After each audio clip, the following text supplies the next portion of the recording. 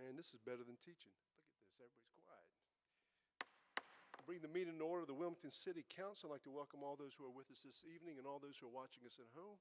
Thank you for taking an interest in your government. At this time, I'd like to introduce Reverend Daniel Cook as the pastor of the Sanctuary of Wilmington for the invocation and ask if everyone will stand and remain standing afterwards for the Pledge of Allegiance.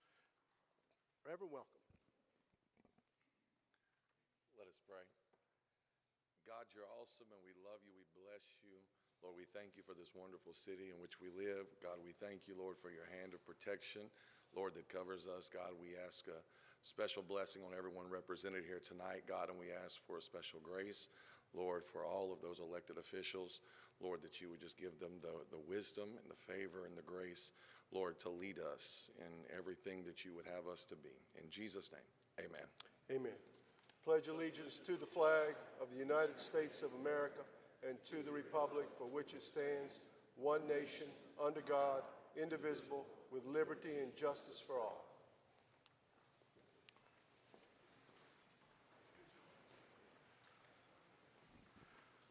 We'd like to recognize Jason Thompson, former council member and County Commissioner Chair. Welcome, Jason. Welcome. Good to see you, buddy. We have tonight a presentation of the Employee Recognition Awards for this quarter, and I would like for the council members, I know Mayor Pro Tem, I know you've had knee surgery, so I don't know if you want to stand with us, but I'd like to have the council come up to the front to recognize these outstanding employees that we have for our community. So if you please meet me to the front.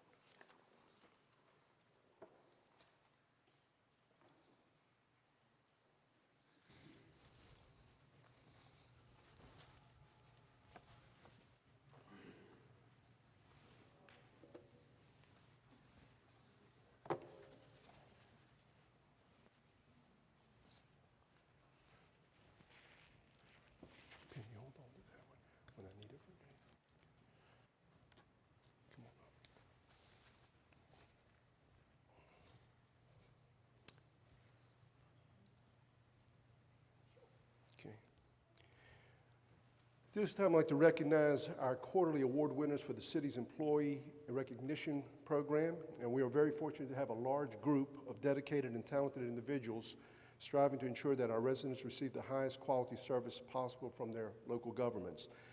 The individual being recognized today have demonstrated a commitment to the organizational core values of the city of Wilmington. The first individual being recognized is Andrew Owens from our fire department. Andrew, if you'll come forward, please.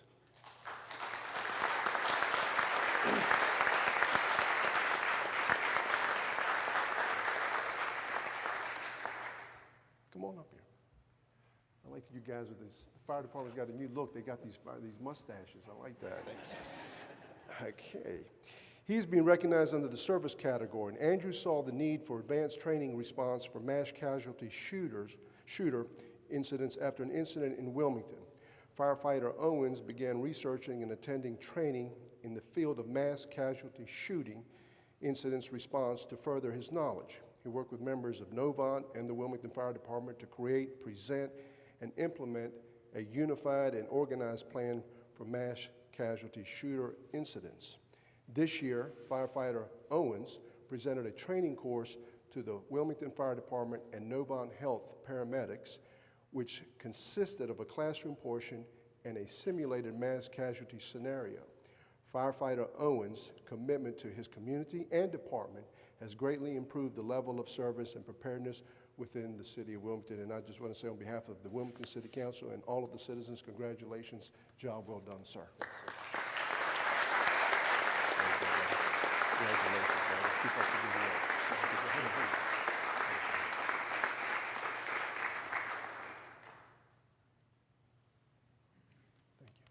Thank you. The next individual being recognized are fire department personnel and tree crew personnel under the teamwork category. These two groups handle tree-related after-hours 9/11 response. Over the past 6 months, they have continually worked together to help fill the gaps in municipal customer service during urban forestry staffing issues. Both groups have cooperated to address public hazards that might otherwise be impossible to mitigate in a timely manner. Combined resources dedicated to this effort include urban forestry-led chainsaw safety training, which is a daggone good thing, new chainsaw PPE kits, multiple vehicles from both groups, and personnel from both groups. Strict protocols have been put into place to help ensure the safety of all involved. The fire department personnel have been trained to assess each call when they arrive to determine if they can safely handle the situation or if the tree crew needs to be called. This example of teamwork demonstrated the cooperation, communication, accountability, and leadership, which is so vital to accomplishing Wilmington's mission of providing quality service, which enhances the safety, livability, and prosperity of our community. So I'd just like to say thank you to that crew. Who's up here? We have to have two groups over here. They can come, Wilmington Fire. We have the Wilmington Fire Department. I know Chief Mason is here. And the tree award, I know that got somebody from Urban Forestry here. Let me put one over here in your hand over here. Yeah, come on over this one. Yeah, come on over. Congratulations, guys. Thank you.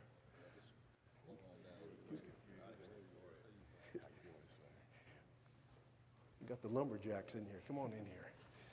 Good to see you guys. Yeah, I'm gonna hand you. Good to see you. Come on over here. I'm gonna hand you this one. This for the tree crew? Yeah, you guys. Come on over here. So I'll sit in here. Right over here. Push right in here. Okay.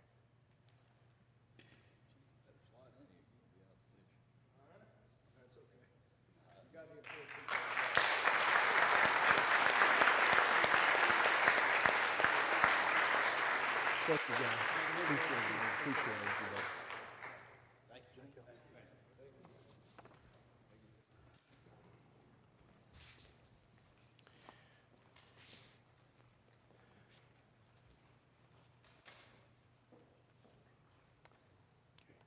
This next individual being recognized is Captain Scott Rivenbark. Scotty?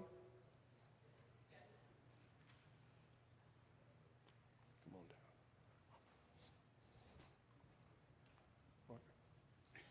Come on over here. Good to see you, man. He is being recognized under the accountability and professionalism category. Captain Rivenbark identifies issues and quickly confronts them. He will bring it to the attention of the right person so a solution can be found. He holds himself to the highest level of accountability and is quick to accept responsibility in case of an error, which is very unusual sometimes, right? Recently, the fire department put squad units into service, but issues in technology plagued the county's 911 center, which prevented the squads from being dispatched properly. Captain Rivenbark got involved, helping liaison between the county IT, the city IT, and the city fire department operations. And man, that is not easy to do.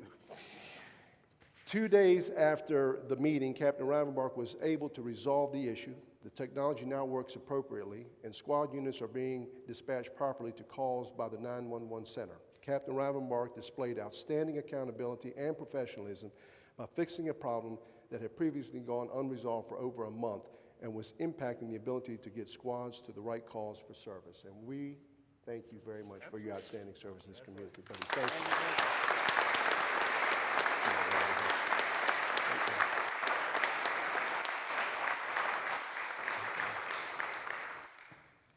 Close up.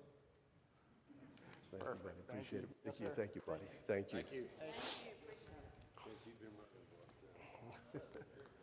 Rivenbark. Come on over here.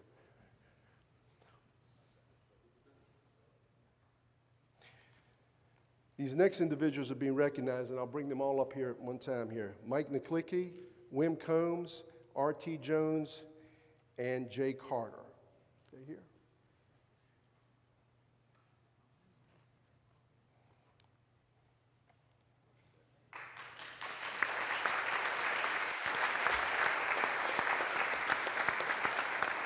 Come on up here, R.T. Don't be bashful. Good to see you. Thanks. Good to see you. Nice to see you. Click it. Good to see you guys. My man. Good to see you guys.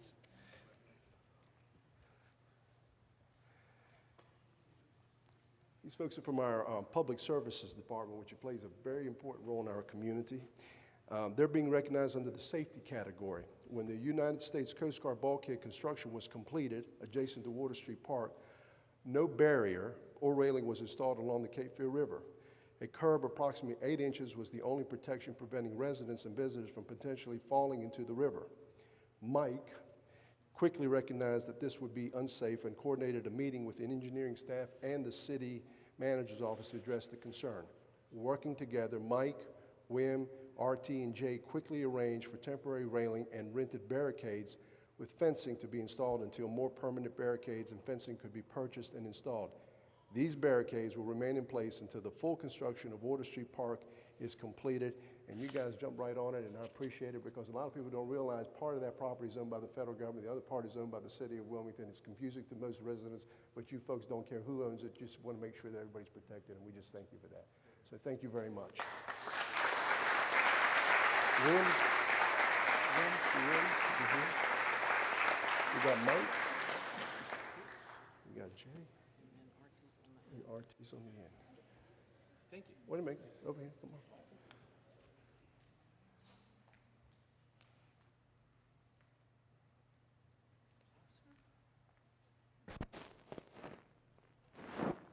Thank you, guys. Appreciate it. Thank you for your work. Thank you. These last individuals being recognized are Rebecca Thurston, Nick Shepard, Danny Tradico, and Michael Lee. And they're from our fire department.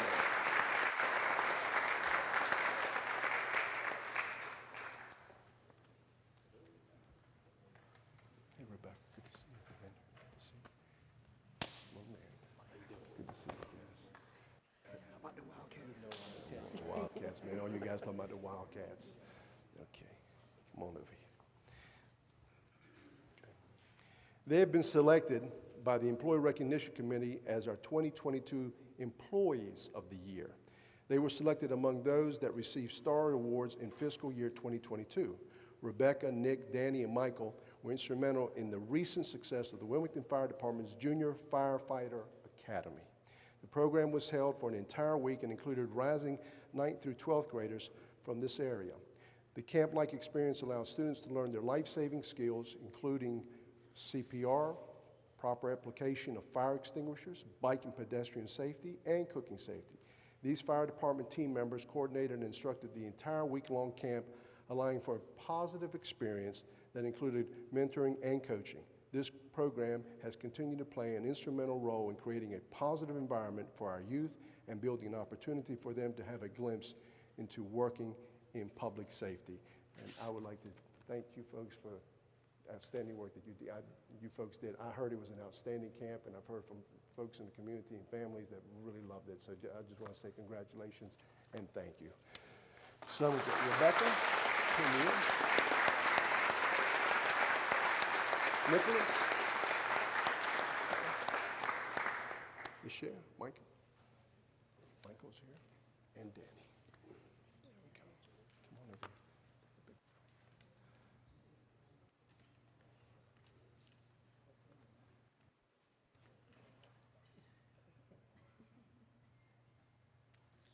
Thank you, guys.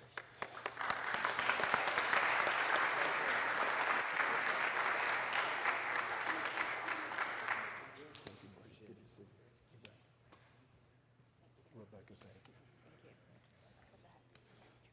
Yeah. And at this time, I would like to recognize Chief Mason of the Wilmington Fire Department for a very special presentation. So, Chief, hold on for the mic. Yeah, there you go. Go ahead. I ask Jason Thompson to come up, please.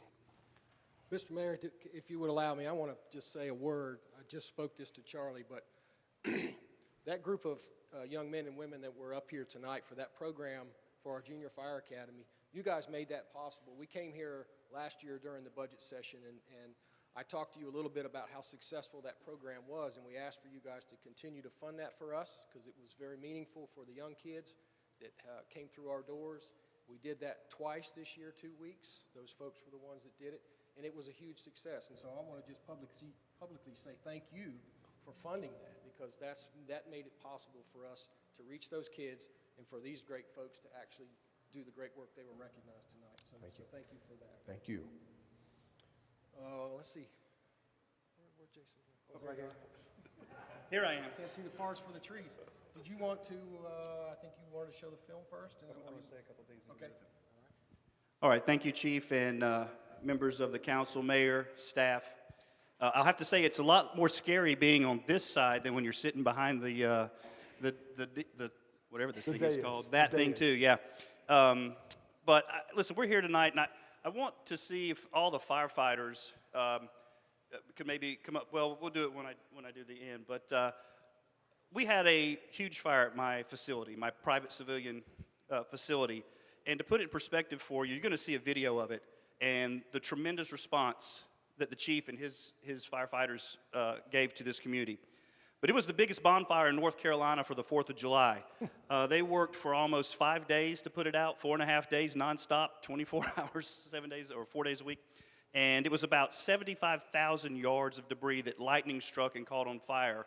So to put that in perspective, we could fill about 65 of this room with the amount of debris that was in this large pile. So if we can play the video.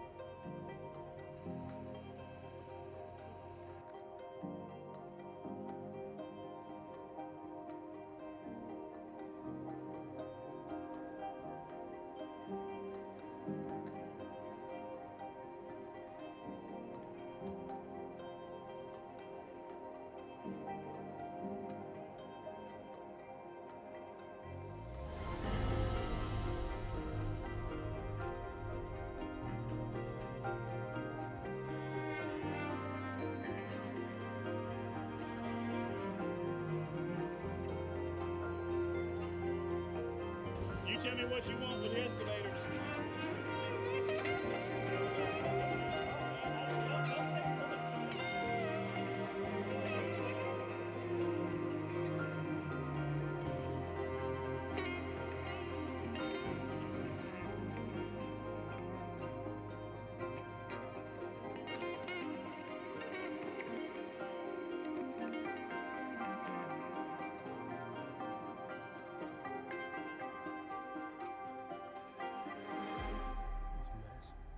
So as you can see, it was a huge fire. Took a lot of men and women to respond. So at this time, Bill, if I could get the firefighters to come up here, because this is your day. I know some of you might not have fought in that fire with us, but I know Unit 5 and Unit 7 responded, and then about, like I said, 48 people from other units. So I will tell you this. What I wanted to originally do was give everybody who came out there and fought that fire, I wanted to give you a big $100 gift card, but the legal department said I couldn't do that. So what we decided to do instead was to present to your foundation a check for $3,500, and this way the chief or you guys can use that as you see best to benefit your organization and the individuals who so gallantly serve in it. So token of our appreciation, $3,500, and I do know that check you can't cash, but the little one you can, so I'll give you that too. Thank you very much.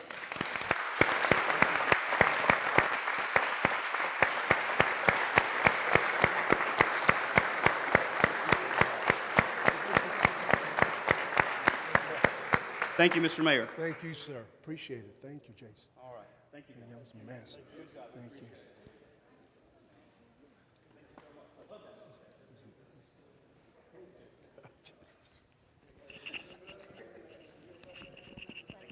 Jason, thank you, buddy. Man, I can't believe that.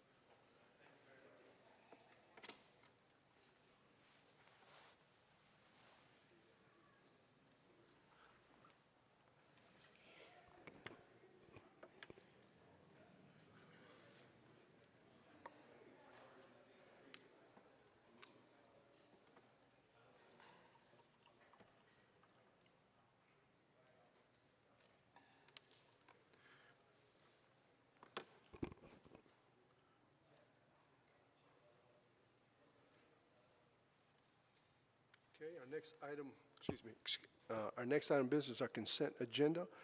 Items 1 through 6. Are there any items that any council member would like to hear separately? If not, what are the wishes of this council? Mr. Mayor, Yes, sir. I'd like to call to your attention that item C5 has been replaced at your desk. We brought to your attention yesterday morning that it needed an address change in it. That's the only change in the documents that have been placed before you, but those will be the ones you'll consider with the consent agenda. So we will consider C5 with the correct address that has Yes, been sir. placed at our desk, okay? I want C5 pool. Okay. Anybody else? Okay, do we have a motion to approve items 1 through 6, excluding C5? We have a motion by Councilmember Barnett, second by Mayor Pro Tem Haynes. Discussion, all in favor of that motion, please indicate by saying aye. Any opposed? Item passes unanimously. This time I'd like to recognize Councilmember Kevin Spears. Mr. Spears? Mr. Manager, do we have a drawing for this road? I believe we do have a drawing. I don't know that it's included in the packet. I didn't see it in the, I don't believe it's included in the packet. will you send it to me? Yes, sir, we can do that. Okay, thank you. Just Councilmember Spears, when I did the update a couple weeks ago, there was a drawing of the site plan that was included with that. That was sent out to everyone, but we can send that out to you again. And if you would like additional information, we can get that. Gentlemen from the Salvation Army are here tonight if you have specific questions, or if it's just to see the site plan, we can get that to you. Yeah, I just want to see the site plan. Thank you. Make a motion to approve C5. Okay, we have a motion by Councilmember Spears, second by Councilmember Barnett. Discussion, all in favor of that motion, please indicate by saying aye. Aye. Any opposed? Item passes unanimously. That brings us to our next item of business, which is our public information. We have 4 speakers that have signed up to speak with us this evening. Our first speaker is Ms. Maggie Trant, who will be speaking to us about 1401 Corbett Street, building on high water. Maggie?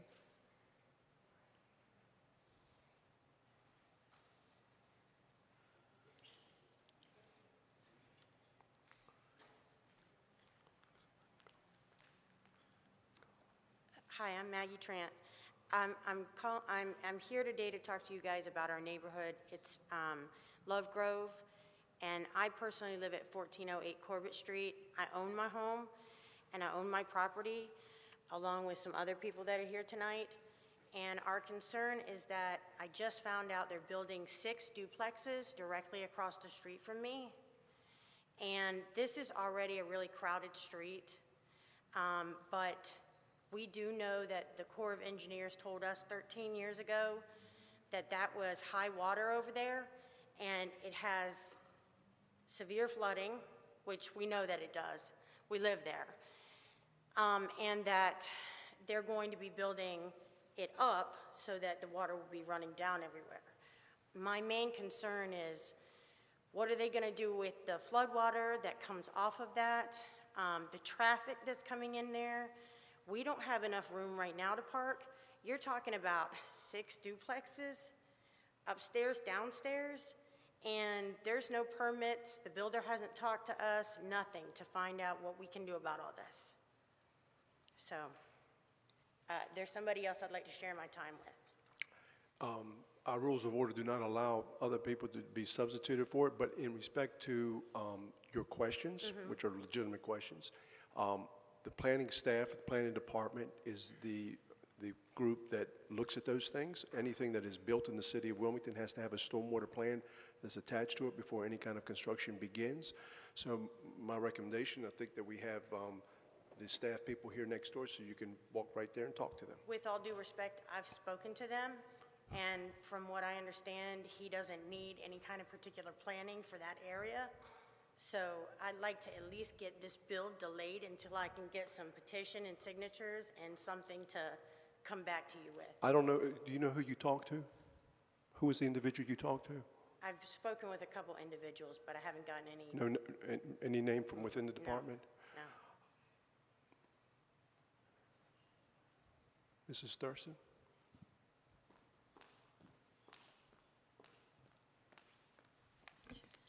Hi, Catherine Thurston, Zoning Administrator. You're welcome to say if you would like.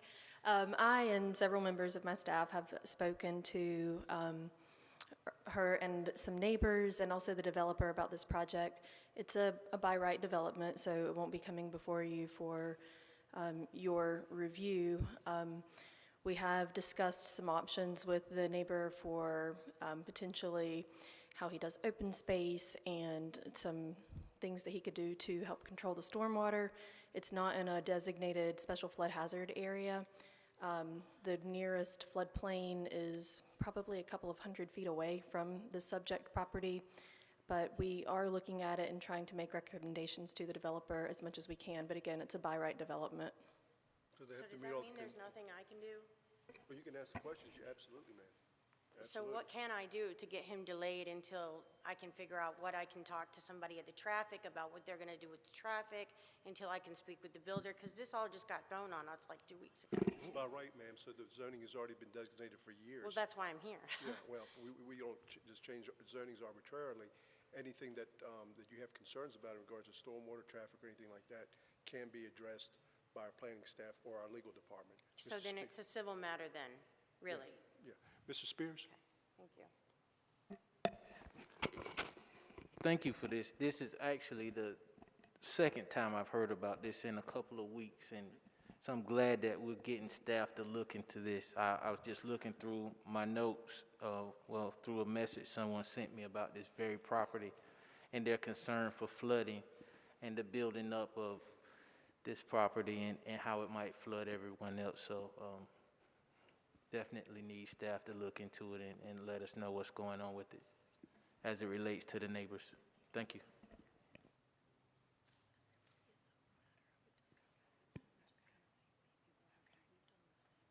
Okay, thank you. Thank you, ma'am. Next speaker is Mr. Brad Walker and Miss Andrea Walker, who will be speaking to us about Black Lives Do Matter mural.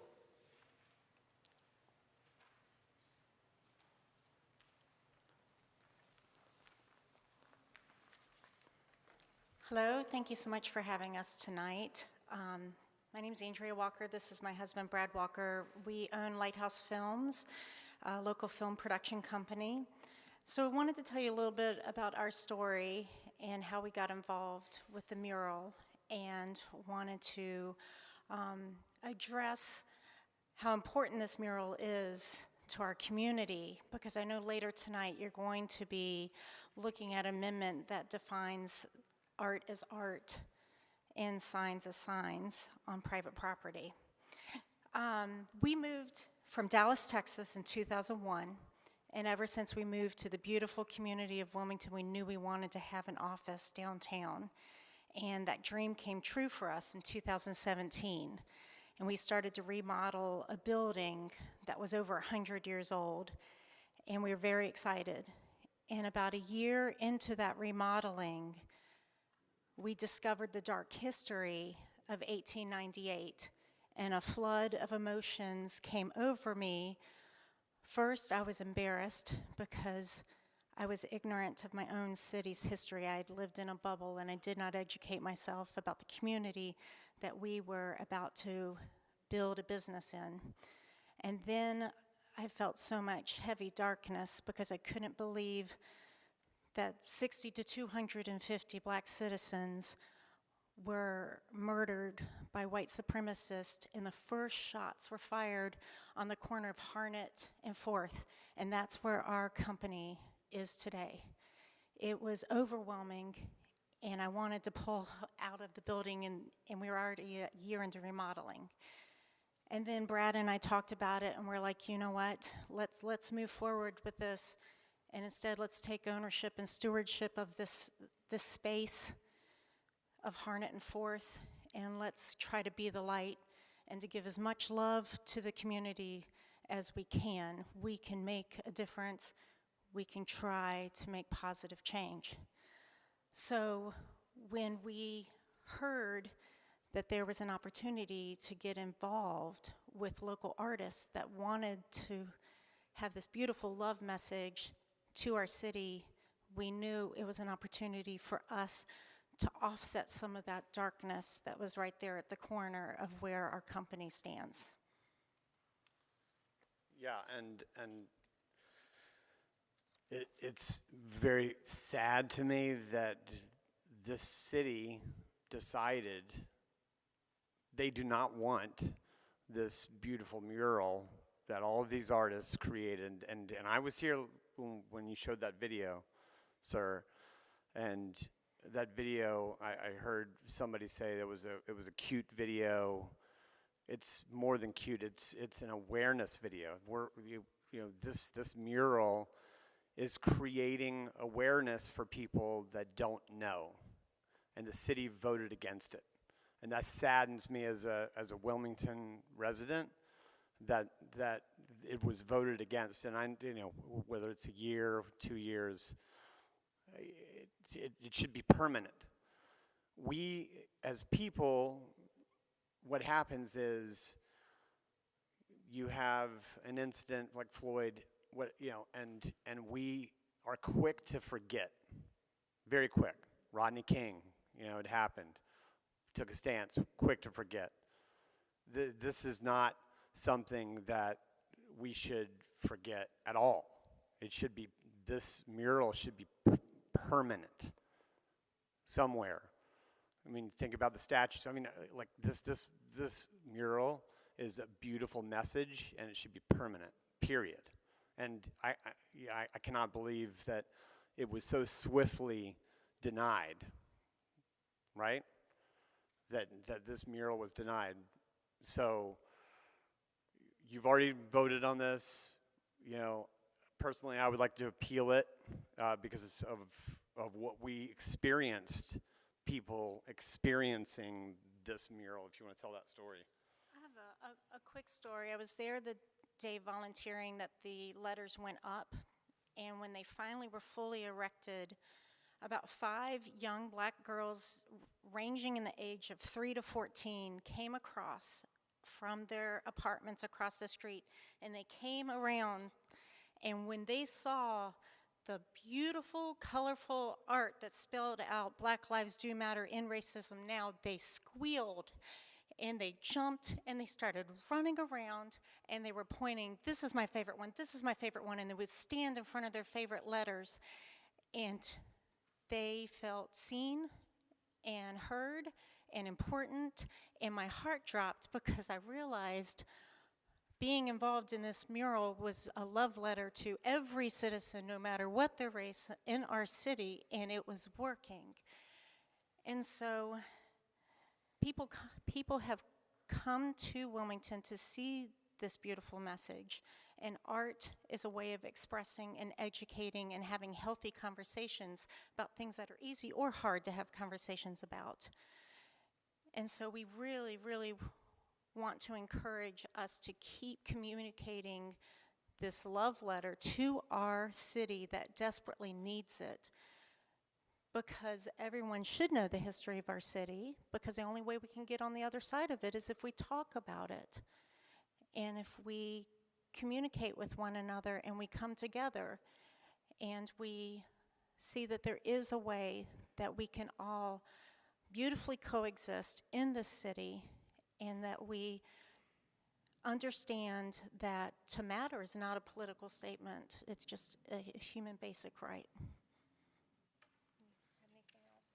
So I'm not sure how this works. I'm not, a city council member, but if there's a way we can appeal it, we would prefer it. If there's not, then we ask that you deem this as artwork, not signage. I've heard signs so many times. These are not signs. This is art. And if we can't appeal it, then we ask you to allow it to be on private property. Thank you for having us and listening to us today. Thank you. Thank you, ma'am. Next speaker is Ms. Gwen Gullickson. Hope I got that right. Is Gwen here? Gwen? Okay. Next speaker is Ms. Jana Robertson, who will also be speaking about relocating BLDM art installation. Ms. Robertson?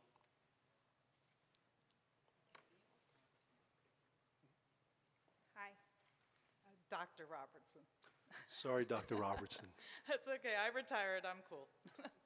Anyway, I wanted to thank you all because I have to say the Black Lives Do Matter art installation was still one of the most amazing experiences collaborating with all of those artists.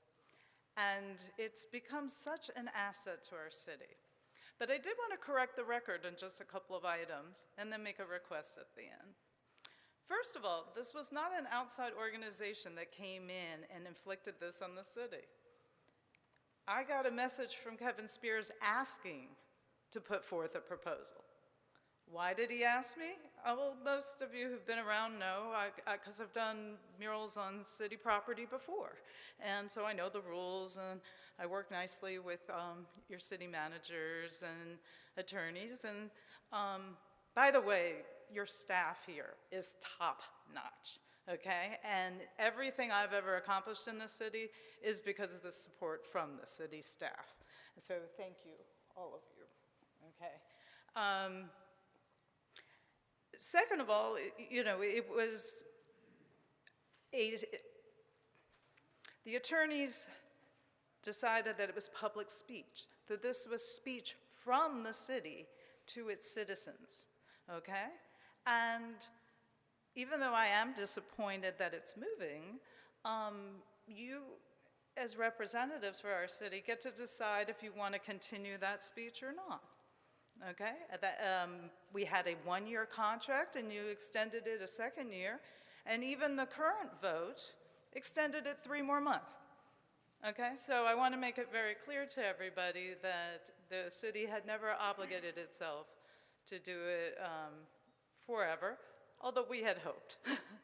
And I'll tell you why we had hoped. It ended up being a tourist attraction. Do you know it's on TripAdvisor, and it's one of the reasons people come to visit Wilmington right now. It also is a site for school trips. University classes are held there. Diversity, equity, and inclusion trainings are done, including there. Wilmington in Color has it as one of its stops on the bus rides, you know, tours that they give. And so the part that would break my heart is if it was completely gone. Because I don't know if you know this, but each letter was done by a different artist, and it all shows African-American contributions to the history and culture of Wilmington, which is phenomenal. I mean, each letter just shows you that this city wouldn't be here and wouldn't be as great as it was without our black citizens, okay? And so it's educational beyond just being beautiful. But the part that upset me the most when it was turned down, because like I said, it was not obligated to stay, was that we couldn't move it anywhere because you know, like Margaret, you had done some wonderful suggestions with YWCA or Cameron Art Museum in different locations. And by the way, we did find a place to move it. I can't announce it just yet, okay? But so good news. But I can't, because right now your sign ordinances and your art ordinances are all conflated, okay? And we're not, you can only put like a 6-foot sign, or it has to be 20% of the building. There's all these rules. So luckily, your fabulous planning department has been working really, really hard to separate the two, okay? And you're going to be voting on that signage amendment later. And I want to tell you, even though I wholeheartedly hope you vote for it so that I can move the Black Lives Do Matter, the issue is so much bigger than the Black Lives Do Matter art installation, okay? I don't know if you know this, but I have about 7 or 8 murals I've done on city property. And the Black Lives Do Matter is just one. The others have all been unanimous and happy and no contention, so if you don't remember them, it's okay. But it's, the reason I get to do them is, number one, I maintain them. I do them with the community. It's not my artwork, it's community members' artwork. And I get approvals, and you know, I jump through all the hoops. And I also have, the city has never paid a dime for any of them. They've all been gifts to the city, okay? If people are wondering why I've been able to do that. And I want you to know that if you vote for this sign ordinance later, You still will have to approve my stuff if I put it on city property. Okay, does that make sense? It doesn't lessen the city's power over city property one iota. But what it does do is allows us to beautify the rest of the city on private property. And I'm very fortunate. As you know, I've had a team of hundreds of volunteers I work with. Is that my buzzer? We'll let you. Go ahead, doctor. Go ahead.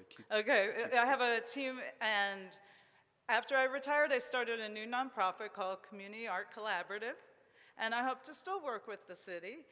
This time, not just beautifying public spaces, but also private spaces.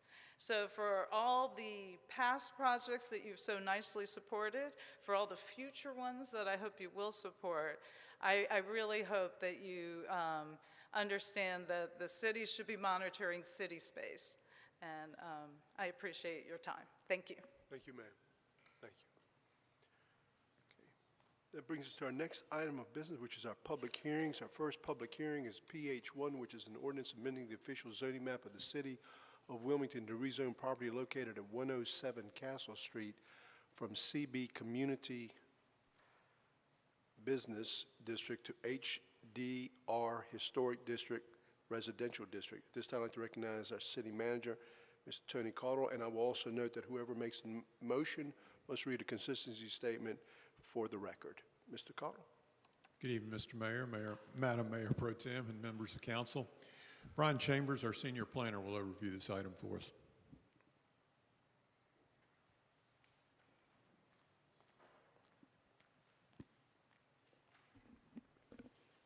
Good evening, Mr. Mayor, Mayor Pro Tem, members of council.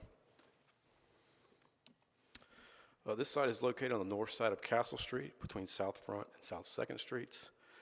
It's a little less than a quarter of an acre, and it's currently vacant. This map shows you the site in the context of the surrounding area, downtown, north of the bridge. We have a couple photos of the property and then looking up and down Castle Street. And then we have some photos of some adjacent properties. The applicant proposed to rezone this site to an HDR historic residential. The site is surrounded by residential uses on Castle Street.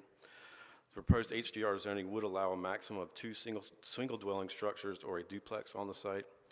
Development within the HDR would also require the review and approval by our Historic Preservation Commission. The site is located within a neighborhood scale infill development area of opportunity. The plan calls for infill sites within existing neighborhoods to be developed in a manner that is consistent with the existing development pattern. Staff believes this proposal is compatible infill. Staff believes the request is consistent with our comprehensive plan, and the request is reasonable in the public interest, and we are recommending conditional approval subject to the conditions in your report.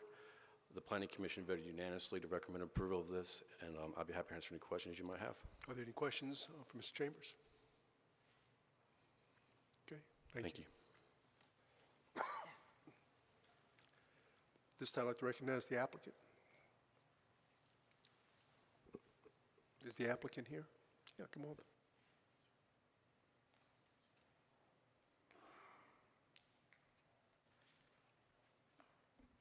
Hello, my name is Landon Barker. I'm the applicant and the owner of the property. I also own the property of the corner of 533 South Front Street. Just here to answer any questions you may have. We built our home 4 years ago in downtown on the corner of Front and Castle. My family lives there. We love it there. We're just trying to improve our property. Okay. Are there any questions from anybody? Okay, thank you. I will now open up the public hearing and ask if anybody in the public wishes to come forward and speak on this item. Travis Gilbert, 211 Orange Street from Historic Wilmington Foundation. Just want to go on the record saying we support this request. Thank you. Okay. Anybody else? Anybody else? Okay. Any further questions? I'm going to close the public hearing and ask for the wishes of council in respect to item PH1. We have a motion to approve by Councilmember Barnett, second by Councilmember Waddell. Mr. Barnett, will you please read a consistent statement for the record, sir? Thank you, sir. I move to approve the proposal amendment to rezone property located at 107 Castle Street from CB Community Business District to HDR Historic District Residential, and finding to be consistent with the relevant policies in the comprehensive plan. Based on the application materials and the information provided at the public hearing and in the staff report, and to find approval of the rezoning request is reasonable and in the public interest for the following reasons. The proposed rezoning would allow for additional residential development and is consistent with the surrounding neighborhood. Okay. All in favor of that motion, please indicate by saying aye. Aye. Any opposed? That item passes unanimously on first vote. Is there a motion to waive second reading? We have a motion made by Councilmember Spears, second by Mayor Pro Tem Haynes. Discussion. All in favor of that motion, please indicate by saying aye. Aye. Any opposed? Item passes unanimously on first as well as second reading. That brings us to our next item of business, which is item PH2, which is an ordinance amending the Land Development Code, Chapter 18, for various amendments related to permitted uses, district-specific standards, use-specific standards, landscaping, alternative lot layouts, parking standards, administrative provisions, and measurements and definitions. At this time, I'd like to recognize our city manager, Mr. Caudle. Now, I will also note again that whoever makes the motion must read a consistency statement for the record. Mr. Caudle.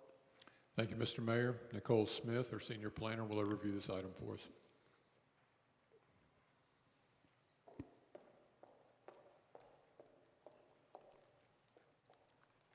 Good evening, Mayor, Mayor Pro Tem, council members. The Land Development Code was adopted by City Council on August 17th, 2021, with an effective date of December 1st of 2021. At the direction of Council, staff has continued to review and monitor the new document for errors and elements that do not work in implementation. As part of this ongoing effort, staff has identified 15 amendments that are needed to correct minor errors, provide clarifications, and correct issues discovered during implementation.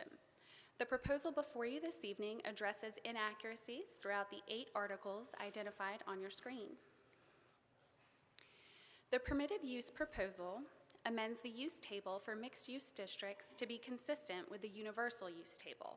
Corrections include clarifying that the funeral home and mortuary use is permitted in the UMX district by right, and ensures consistent terminology is utilized for general business services and general personal services land uses. The district-specific standards proposal relocates the parking and driveway requirements for the UMX district to the parking standards article, consistent with all other parking provisions, and further clarifies application to new development in the CBD zoning district. The landscaping amendment would clarify credit shall not be granted for trees preserved to meet required landscaping. The proposal also eliminates a categorical application of a critical root zone protection area and applies a blanket protection zone of 1.25 feet for every inch in diameter, consistent with the mature tree protection zone guidelines shown on your screen as recommended by the North Carolina Cooperative Extension Office. As previously discussed, the parking amendment seeks to consolidate applicable parking standards for all zoning districts in one location of the code and clarifies application to development within the CBD zoning district. The proposal also updates terminology referred to in the parking table. The alternative lot layout amendment modifies the standards for courtyard developments to remove an obstacle for implementation. Current code language requires developers to distance units from parking areas and has been problematic in implementation. The administrative provisions proposal amends the notification responsibilities of applicants hosting a neighborhood meeting. It would require notification of city staff of any neighborhood meeting details. This proposal will also alleviate the burden of statutory compliance from the petitioner. Staff would resume responsibility for posting properties subject to entitlement procedures as they did under the previous code. The proposal also clarifies the appeal process for the Design Adjustment Committee, consistent with changes in state statutes effective July of 2022. Lastly, the proposal codifies the current practice of projects requiring quasi-judicial decisions to be made by the Board of Adjustment, Historic Preservation Commission, or Design Adjustment Committee to obtain those approvals prior to appearing before City Council. The measurements and definitions proposal separates elderly housing and workforce housing into two separate terms and removes the cross-reference between low-income and workforce housing. Lastly, as recommended by the Planning Commission, the term for workforce housing clarifies that rent limits are established by HUD for household units at or below 65% of the area median income. There are two amendments that staff wants to focus on this evening because they may be more impactful to our community. The first is a proposal to revise the maximum gross floor area for accessory structures. Current code allows for a maximum gross floor area of 900 square feet. The request before you this evening is to increase and permit 50% of the principal structure gross floor area, or a maximum of 1,200 square feet, whichever is less. This proposal would also apply to accessory dwelling units. Internal units would be allowed to increase from the current 30% of gross floor area of the principal dwelling unit to 50%. Attached and detached accessory dwelling units would be permitted 50% of the principal structure gross floor area, or a maximum of 1,200 square feet, whichever is less. Lastly, since the code permits 2 accessory structures per lot, staff is suggesting a provision that the gross total square footage of all accessory buildings shall not exceed 100% of the principal structure. 2 examples of what that may look like in implementation. Example 1 on your screen, the principal building is 2,000 square feet. This site would be eligible for an accessory structure of 1,000 square feet and potentially an additional 1,000 square feet of an accessory dwelling unit. In scenario 2, an internal accessory dwelling unit in the same 2,000 square foot primary structure would be capped at 650 square feet. The second proposal staff would like to focus on this evening is a new incentive for developing workforce housing units. The proposal would create an opportunity for a developer to file a conditional rezoning through a master plan approval process in lieu of the more detailed engineered site plan. When dedicating 50% of the residential units as a workforce housing for a period of at least 15 years. The proposal also creates an opportunity for a developer to file a conditional rezoning through a narrative approval process in lieu of the more detailed engineered site plan when the proposal includes 100% workforce housing units. Staff is creating the narrative option and suggests the items shown on your screen be included in a project narrative to address concerns commonly voiced by adjacent property owners. The comprehensive rewrite of the Land Development Code was expected to require amendments to correct errors and deficiencies, as well as long-term maintenance to address changes in development patterns and unforeseen land use issues. Staff will continue to identify ways to improve upon the new Land Development Code. The proposed changes before you this evening are consistent with the Create Wilmington Comprehensive Plan. The proposal is reasonable and in the public interest, and staff is recommending approval of the request. The Planning Commission unanimously voted 7-0 to recommend approval of the request before you on October 5th. That concludes my presentation, and I'm happy to answer any questions you may have. Can we go back to the ADU pages? I mean, the start of that. So this goes to where we talked about, I think Luke hammered it a while back too, on the garage apartments, so this changes all that for us too, right?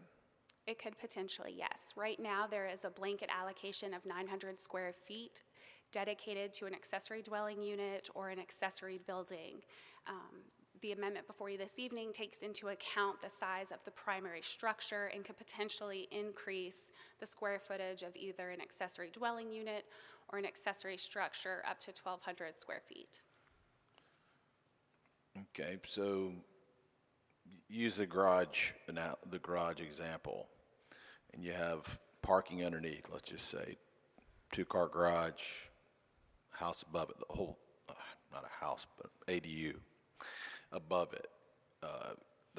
The first floor and the second floor would have to be 1,200 square feet. Right, so there are a couple I mean, of that qualifying. would not have to be, that'd be the max.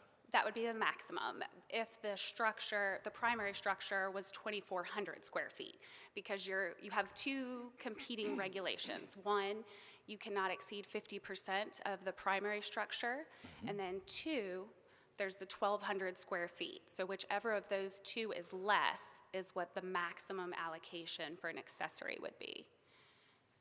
So in the example used, a 2,000 square foot primary structure would be eligible for a 1,000 square foot accessory structure and a 1,000 square foot accessory dwelling unit.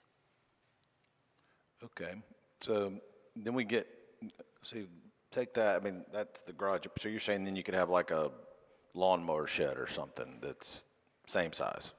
Sure. So if you have a 5,000 square foot house, You'd be capped at the 1,200 square feet because it's an either or scenario. okay, but you have 2,400. Even in the Yeah. 2,500 square foot, The it's 5,000 square foot house, you're gonna have a 50% or 1,200 square feet, whichever is less. So in that scenario, 1,200 square feet is going to be less. So the maximum would be the 1,200 So square feet. 1,200 on the ADU and 1,200 on the lawnmower shed still? Yes. Okay, thank you. Any other questions? Max that anyone could do on this would be basically 1,200 square feet, right? Correct. Okay, all right, good deal. And that would depend on if the house was more than 2,400 square feet. Right. Again, there's two caveats. 50% of the Or- principal structure or the 1,200, whichever is less, would be the superseding requirement. Thank you. Mr. Waddell? I want to thank staff for working so diligently on this. I think it does a couple of things. It's adding missing middle housing, which we desperately need within the city. It's going to open up more affordable housing, which you guys are also doing here with these updates. And it's also kind of putting us more in line with the county's updated code. I think they just did a rewrite, so it's a little less cumbersome for the general person who's trying to look to get something approved. It's a little clearer and has us all on the same page. So three reasons I'm in approval of that. I want to thank you guys for the hard work. I do just have a quick question on the narrative process. Is that new to our rezoning processes? It is. So we are proposing that tonight in recognition of the scenario that came before you a few months ago as an example of a potential applicant that could take advantage of the project narrative. So 501c3 organizations are typically working with a limited budget and are sometimes in fundraising when they approach the council with a project. In that scenario, they were proposing 100% of their units to be dedicated as workforce housing, and were unable to pursue a conditional rezoning because the engineered site plan is currently a requirement.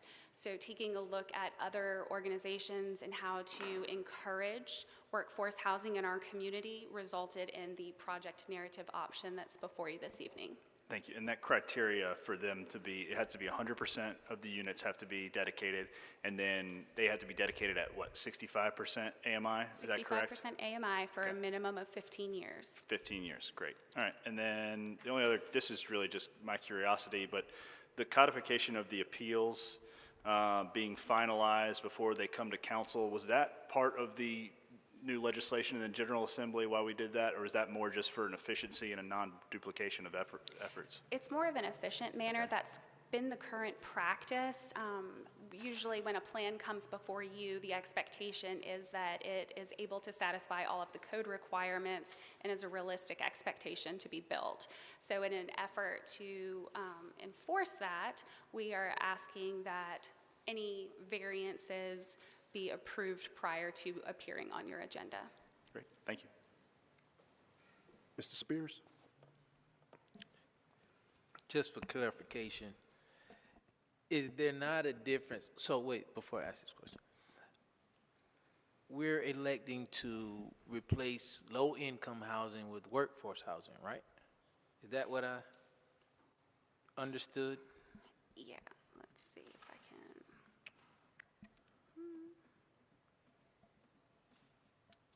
So our code currently uses both terms intermediately referring to the other. So we thought it would be appropriate to eliminate the cross-reference and call it workforce housing as opposed to having two competing terms with the same definition.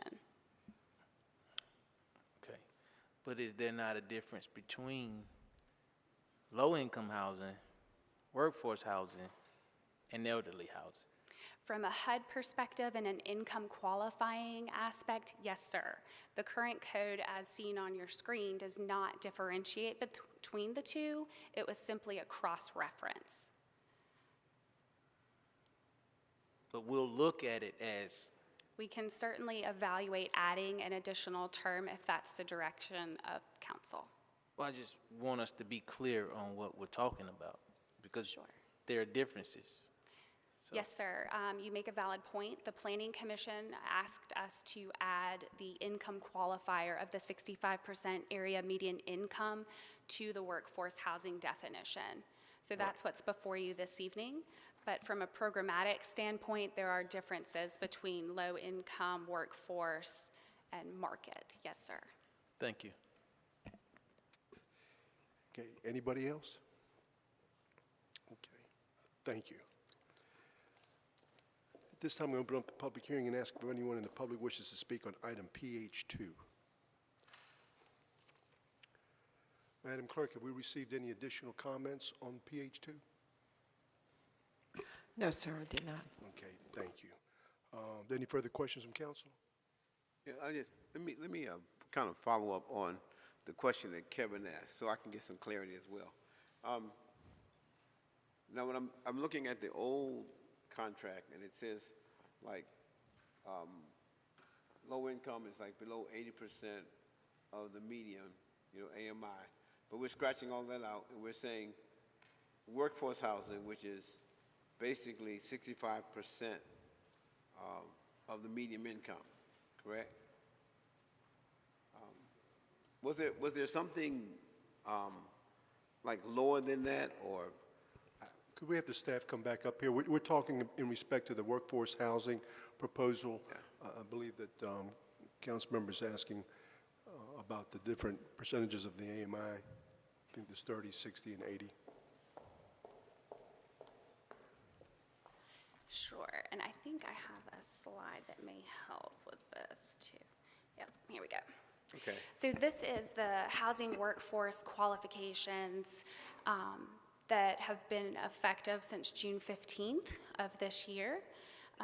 This is what we are looking at. So the current terminology refers to the 80%, 85%, and then the rent cap kicks in at 65% AMI.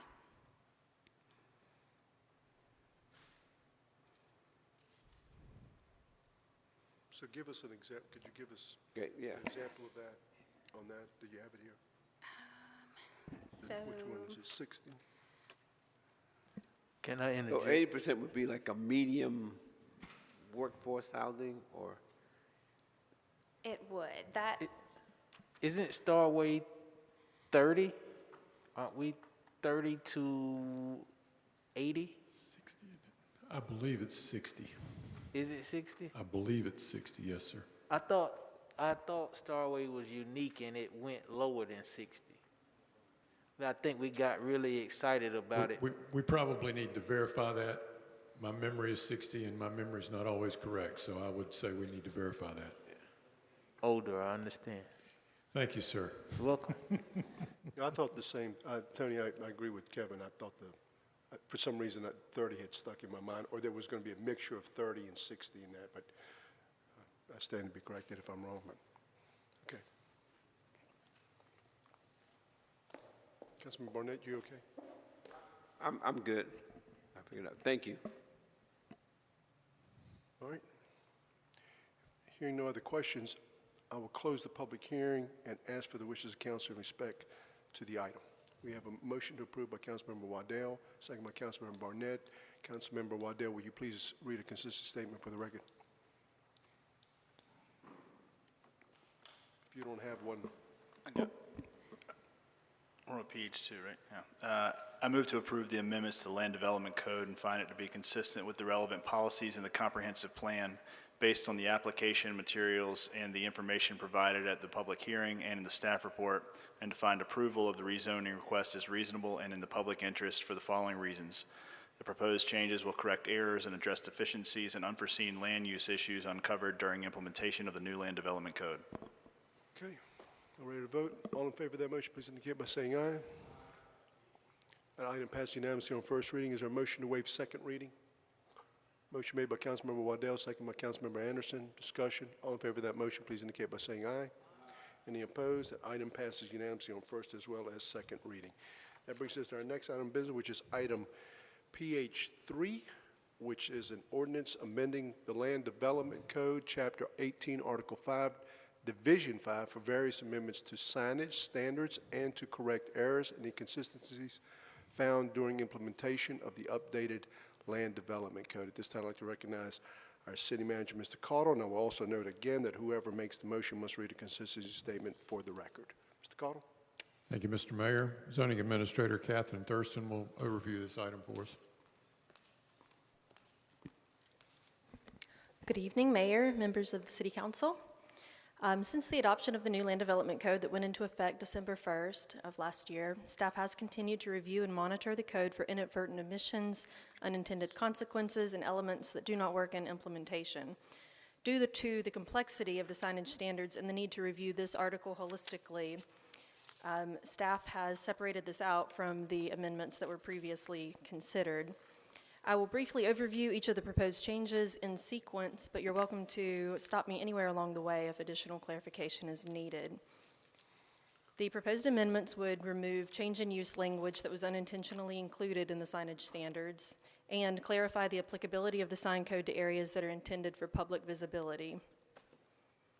The table of allowable signs should be corrected to include wall signs as an allowable signage type in residential and multi-dwelling districts, to add a column for the mixed-use district, which is a legacy district in the new code, to allow the allowable sign, or to specify the allowable sign types there, to add window signs to the urban mixed-use district, to add canopy signs as a sign type permitted in all commercial districts, and to add decorative pole signs to the table in the historic districts.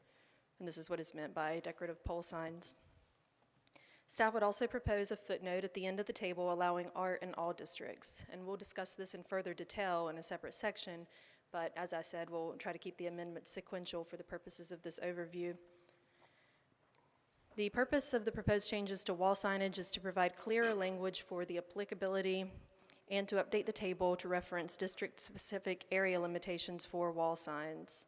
The proposal would also increase allowable projection from buildings from 18 inches to 24 inches.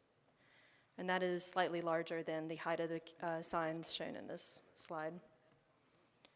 For wall signs in the Central Business District, the Urban Mixed Use District, and the MX District, staff has proposed to clarify that entry signs are located on the ground floor, to delete conflicting language regarding building sizes and allowable sign area, and to clarify that additional wall signage is allowed for larger buildings. We're proposing to add an allowance for wall signage in residential districts as long as that signage is non-illuminated.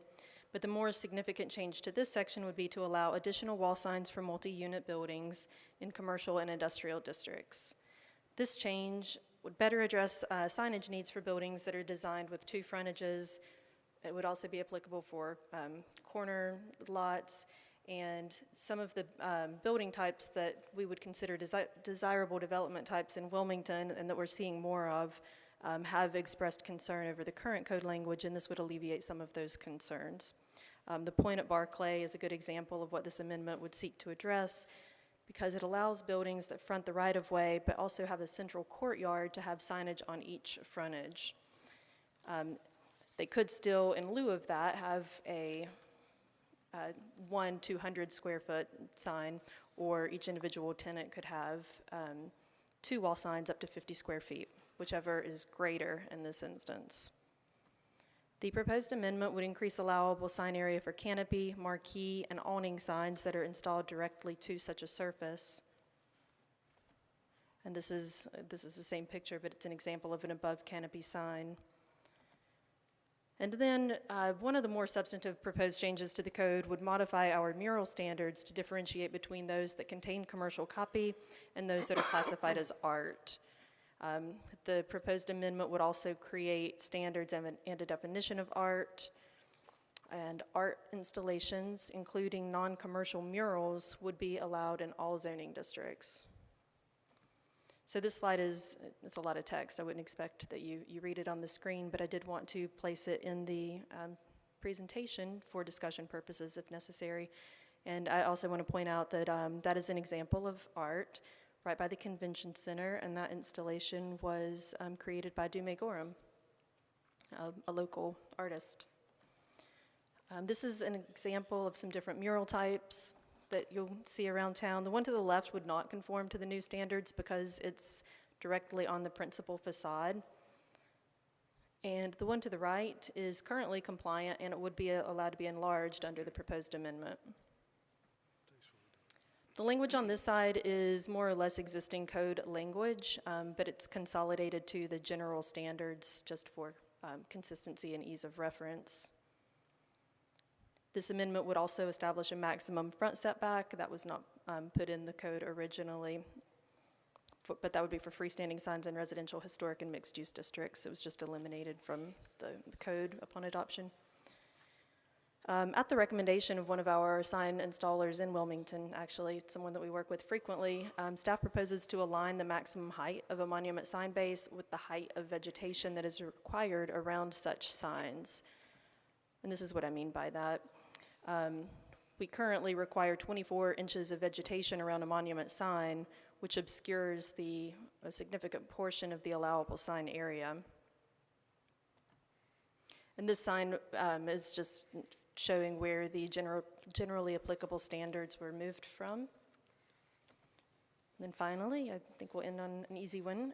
The new code did not establish a time limit for temporary portable signage, so those signs have not been really that temporary. The proposed change to this section would reestablish the prior limitation of 30 days and would increase the allowable square footage for portable signs in residential districts from 4 square feet to 5. The full text of the sign code is included as attachment A in your case summary. On October 5th, Planning Commission voted 7-0 to recommend approval of the proposed changes. Staff believes that these changes are reasonable and in the public interest and would recommend approval of the request. And I'm happy to try to answer any questions that you may have of staff. Okay. Any questions of Catherine? Yes, sir, Mr. Anderson. Catherine, I'm looking, and this is not from the text, but I guess it's in your overview, PH 3-9. And you're overviewing the text, so we can refer to either. It may help me if I was looking at the text. There's it says modify mural standards. Well, that's not where I want it to be. Hold on. There it is. Allow non-illuminated wall signs up to 5 square feet in residential districts. So R15, put signs? What will it, walk me through that. This will help, since we can't differentiate between, contractor signs, for sale signs, or any other type of signs that a person may place in their yards. But those are temporary. Right, but sometimes they're up for more than 30 days. So this would allow someone to put some sort of a message in their front yard if they choose to. I'm sorry? For how long? There wouldn't be a limitation. It would be. So they can slap up Jones Accounting Firm on the side of it in 5 feet on the front of their house? They could, and there are instances where people do have home occupations and may have an interest in doing such things, but a lot of the signs that we see that are up, and they look like, they give every appearance of being a temporary sign. You're losing me on that one, I'll just tell you. All right, the other one, explain to me, help me with your, I like murals, so let's don't, Virginia Beach has some of the best. I mean, I loved when I travel up there, so this is not an anti-mural comment. I want to just kind of help me with the commercial and the art, the differentiation? When I tell you I that mean, I staff see a butterfly, has- that's art, but I mean, Yeah. how do we, it's tough to, it can't advertise something? Is that fair? That is part of it, and whenever I tell you that staff has struggled over murals for the past couple of years, that is an understatement.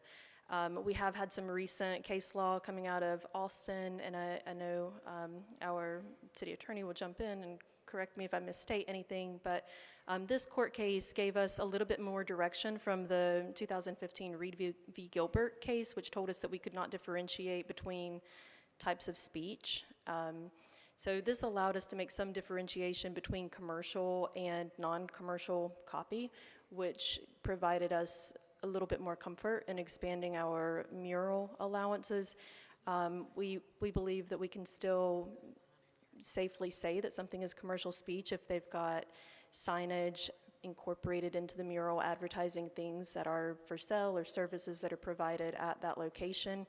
But I don't doubt that we will have appeals of determinations, between something that's commercial or in staff's mind versus the person who puts it up's mind, and that will have to go to the Board of Adjustment, and the Board of Adjustment will help us differentiate. Well, they're going to have something to go by. So, I mean, if it has, it's a fish market, and it has fish painted all over the side of it, that's fine, I guess, but if he starts to put Jones Fish Market, we sell oysters and all this other stuff, it's a sign? That would be a fair differentiation, in my opinion. Okay. The other one, I'm timed out here. It's in the same paragraph. So, to allow an art installation, including non-commercial murals, in all zoning districts. So we're now, I remember we couldn't tell people, what colors to use or what have you. The architectural review came down from the state a couple years ago, so I don't know if this falls into this. But so I want to create something realistic, not exaggerate. But I mean, could someone basically do a mural in their whole house, right? That's allowed now.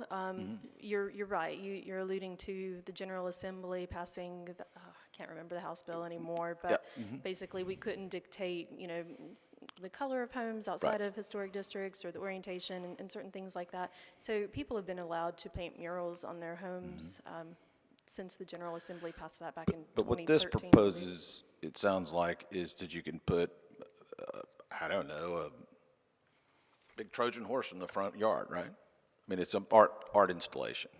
Yes, sir. In R15, in all zoning districts. Yes, sir. Okay. And this is something that's been dictated to us, or is this of our own making? No, this is something that staff has been considering for quite some time. We didn't until, I believe it was May or maybe April, that the court case out of Austin was filed, and that's what gave us some comfort in moving forward with setting standards for art to try to differentiate that from commercial speech. Well, art and just out and out signage, I mean, the lines are beginning to get blurred. And I mean, we don't even allow somebody on a corner property to park his RV, in front of the line of the house. And home occupations, if you were an accountant, you could put a sign like that wide and that tall in your front yard. And I don't know how we're getting to the point now, these banana banners that people have got out, they were able to put them up for 30 days. They're up for years because they're tattered and worn, and we don't enforce that. Maybe once in a while a competitor might call us and we go out and enforce it, but they're up everywhere. The county doesn't care. They can stay up in the county ad infinitum. My problem is with this portable signs, and there's no time limit on it. I mean, you could ride down a road in a neighborhood, any neighborhood, and everybody could have a sign up. Is that what we want?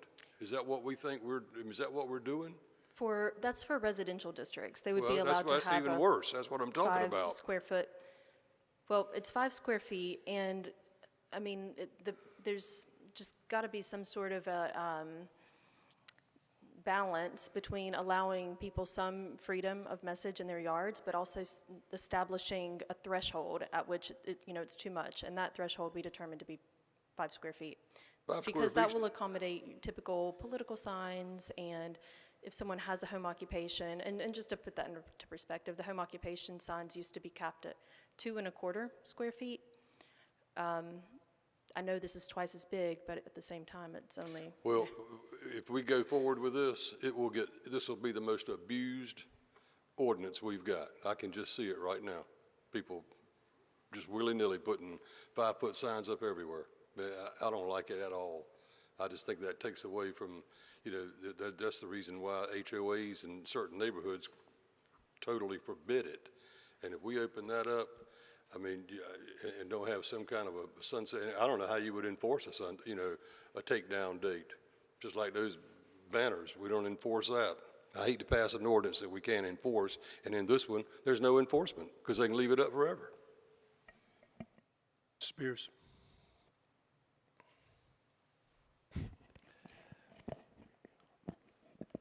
So with these proposed amendments, I'll ask a great question. Where could our mural go right now? If we pass this, where could the mural go? If this is passed, a mural would be allowed to go in any zoning district. A non-commercial mural, is that what you mean? Yeah. Yep. I'm being specific. If it's 18 letters that says Black Lives Do Matter, End Racism Now, where could it go? The sign that you're talking about would be considered an art installation, and it would be allowed in any zoning district as long as the letter, well, if it's developed with a structure that's over 12 feet, this wouldn't apply, but if it's a vacant lot, then as long as the letters don't exceed 12 feet in height, and I don't believe that they do, it would be allowed in any zoning district. Okay, thank you. Ms. Haynes? You all put a lot of work into this. Ms. Thurston and I've had a number of conversations over the years, and just go on the record of saying I think we have too many commercial signs, and we've been way too lenient in allowing their size and the illumination. But I want to agree with Neil, and I think with Charlie, about Section 18-392, temporary signs, Section B, portable signs, and number 1, that you can have these permanently displayed signs, non-illuminated, up to 5 square feet in residential areas. And I think that's a big mistake. I get it that you've got to have temporary signs to list a house for sale, or to, when it's under construction and they have to have that board there and all of that sort of stuff. But if we say there's no limitation and you can have up to 5 square feet, which, I don't know, give us an example of 5 square feet, you're going to have a lot, and you can't differentiate on what it says. So you're going to have a lot of political speech. You're going to have perhaps things that are negative. And I think that's a big mistake. I'd like to see that particular sentence removed. Ms. Haynes, what we could do is we could place a limitation, a time limitation on portable signs in residential districts, if you would like to do that. I will note that we don't currently, if someone has a non-commercial sign in their front yard for whatever cause it is, stop whatever development that it is that's occurring near them that they're against, or whatever the case may be, we have not sent notices of violation to those people whenever the signs are up for too long, just as a matter of current process. We have in the past gone into people's yards and taken political signs out of their yards and thrown them away. I know because it happened to me. I just think we're opening up a Pandora's box to allow people, and obviously we have freedom of speech, which we want to encourage, but we are a very, divided society, and I can just see some undesirable things, and we're not going to be able to say anything about it because you can't differentiate based on what it says. So I don't think that that is advisable in a residential area. Obviously, you can, have political signs for candidates or whatever, and you have construction and for sale signs and regular things like that. But I don't know, maybe I'm the only person that feels like that. Mr. Anderson. A couple more. So the signage that you just talked about with the businesses so we're now, we're good with businesses. I know you said some people work out of their house, but we're allowing encroachment of businesses into residential? Is that what you're proposing? What's what you're just kind of saying that's okay now? We're not making any changes as far as commercial that's allowed in residential areas, but we do acknowledge that there are some commercial uses in residential districts. You can have a home occupation, see up to 5 patrons per day, and if you wanted to put up a sign to advertise your business that you're conducting out of your home, then you would be able to. And how big is that now? 2.25 square feet, I believe. Okay. Well, I'd like to see that stay where it is personally. Don't like anything, to be honest with you, in the residential. I don't care what, outside of that, fine. Murals, all that. I just have an issue. I can see so many, like to Margaret's points, with signage or art or murals. You're going to have Hatfield and Jones situations where one neighbor's got one thing looking down on the other. You're just going to create a trashy, hateful environment potentially. We see that already. I remember having a person here with his camper parked beside some, I don't remember where that was, but the other person had a camera on them, watching them and videoing them, and they're up here arguing. So I think we're creating we don't need to create that. So the height of the art in a residential district would be limited to 12 feet? Yes. Well, no. But you could have or infinite the number of building pieces. height. What's that? Or the building height. If it's an undeveloped lot in a residential Okay, if district. it's a 35-foot house, it can have a 35-foot statue? Yes. How many? There's not a limit to it. That's insane, Catherine. Anywhere outside of the residential, I'm for it, for the record, but in the residential, I'm out. Mr. Waddell? Well, I'm a fan of private property rights, and I think I state that basically anytime I get a chance. I think people disagree a lot. We're seeing that, all over the place right now. But I think something we can probably all agree on is that by this time of year, we're sick and tired of thousands of political signs all over the right-of-ways and people's yards and all that. So, I'm in agreement with, I think, a few of you up here on the smaller 5-foot signs having some form of a time frame on those, especially in the residential area, and honestly in the commercial area would be fine with me too. They do trash up the area, but to the rest of it, I've heard a lot of complaints over the last 6 months about the new sign standards that we had within the land development code. So I'm glad to see us diving into it. A lot of that adversely affected small businesses, and it made them have to go before the Board of Adjustment, spend their time, effort, have to get an attorney. So I'm glad to see us kind of making a pro-business move here on our sign standards as a whole.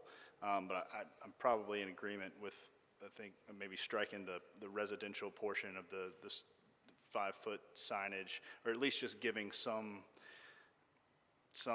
time period in there for enforceability if it's necessary. Mr. Barnett? Thank you for, as Luke said, digging into this. I guess I got 2 quick questions. One is, if we strike out the non-residential district piece, how does that affect the Black Lives Matter sign or artwork? It wouldn't bother at all, right? It wouldn't. If we disallow art in residential districts, then that installation would need to go into a non-residential district. Okay. And then the second question I was going to ask is, they mentioned HOAs. Now, if an HOA already has a policy and plan that says you can't put a sign in this yard, this would not override that, right? No, it would still be up to the HOA to enforce that, but it wouldn't restrict them from being able to enforce their own standards. All right, I just wanted that clarity. Thank you. Spears? Thank you, Mr. Mayor. It's not towards you, Mr. Thurston. I hear us talking about political signs and being inundated with political signs and how fed up our county and our city is with political signs. But do we feel that way when we're campaigning? Do we feel that way when it's our signs we're riding past in the right of way, or if it's our signs in the residential? I don't feel that way. I'm not a person that goes out and just floods the streets of Wilmington in the right of way with signs. My signs are strategically placed, and hopefully when they're in residential areas, they're for people who plan on voting for me. So I don't want to shoot myself in the foot as it relates to those political signs. And maybe you feel that way now because we're not campaigning yet. And the other thing is this, it seems as if we're drumming up fear about divisiveness. The appearance of being divisive versus being divisive and nobody knowing it. That happens, right? I think that happens. We know that happens. That's where we are. We're currently in a place of moving from covert divisiveness to overt divisiveness. And I think we're drumming that fear a little bit because, for one, someone would have to have the means to create a huge political divisive mural at their residence. Everyone doesn't have those means. And then someone else would have to be really intentional about doing that. And then you go from being a good neighbor, potentially, that doesn't really talk about much, to being divisive. And then it's the classification of what is divisive. You don't get to pick. I'll leave it at that. I was going to expound a little bit more. I see Trump signs as being divisive, but that's just me. Ms. Haynes? Just to follow up on what Mr. Waddell said, signs in the right-of-way do have limitations, especially political signs that you can only put them in ahead of the election a certain number of days, and you're supposed to remove them after a certain number of days, and whatever advertising signs are taken up that are in the right-of-way. I'm not too concerned about the right-of-way and political signs. What I'm concerned about is that section 18-392 and the portable sign up to 5 square feet. We probably have this now, but it's the smaller sign, like the size of our political signs. So, I mean, we see those, and people are saying different things, whatever, around town. I don't have a problem with that. I don't think most of them stay permanently, but I think doubling the size of that is uncalled for. I don't see the need for that. I don't see the desire for that. Did somebody ask for that? No, we didn't have a specific request to change So it you just came up with that out of whole cloth, that we're going to double the size of signs and they can put them up just forever in their front yard? It was consistent with, and I'll have to take a look at this, but the size allowance for portable signs under other circumstances in the code. So it was just to kind of align the two. One allowance was for 4 square feet and the other one was for 5. And rather than, yes, I mean, I just decided to go with 5 because it provided more allowance. But in non-residential districts? In residential districts. In residential districts? Yeah. But what I can do is I can come back to you next month and I can place a time limit of whatever you wish, 30 days, 60 days. I think that's problematic that, you know, we see different signs. I mean, you're gonna call code enforcement? Or, you know, I don't like their sign. I just think the signs are too big. I mean, why fool with what we have now seems, I mean, isn't it working? Why would we double the size of the temporary signs you can have in your yard in a residential district? I mean, I see no need for that. It seems to me that what we have now works. I mean, what is it? If it ain't broke, don't fix it, you know, Part of it is because we were trying to accommodate various sign types, but we can't do that anymore. So we can't differentiate between the contractor sign, the real estate sign, and a political sign, and somebody's home office. So we were just trying to strike a balance that we felt would suit all of those different sign types. But we can come back to you with a different size allowance and also time limitations, if that's your preference. Okay, Mr. Ravenbar? I mean, it's just common sense that, you know, if Bill Clark Holmes is going to build a subdivision, he puts his sign out there. And when the subdivision is finished, the sign comes down. When we put up campaign signs, they go up for a period of time, they come down. But just to allow out and out somebody just to put up signs, I mean, I don't want to ride down, it's like going on I-40 and all you see is billboards. And I know that's a stretch. I know that's not even a good comparison, but that's what comes to my mind is riding down the street. And, you know, monkey see, monkey do. Somebody does it, next person's going to do it. I agree with Margaret. That particular part needs to come out. Thank you. Catherine, I guess as I read it though, and maybe we're confusing things, it uses the term wall sign. So we're talking about actually on their house, right? Or could it be on the fence? Or what's a wall? There's an allowance for wall signs in residential districts as well, and that would be up against on the wall of the building. This is for portable signs, like I'm looking yard going back sign. to my PH 3-9, your point 3. It says allow non-illuminated wall signs to 5 square feet in residential districts. So right now, that's smaller or not allowed. The wall. Not allowed. Not allowed. Okay. The other piece, you know, it just comes to mind, Luke's talking about property rights. Well, I'd like to think that I have some too, being next door. I mean, when we go to a quasi-judicial hearing, one of the 4 factors is, does it harm my property value? And most of us have probably driven down Highway 74 at some point and seen the fellow who makes just a menagerie of big fiberglass creatures, snowmen, cowboys, cows, horses, what have you.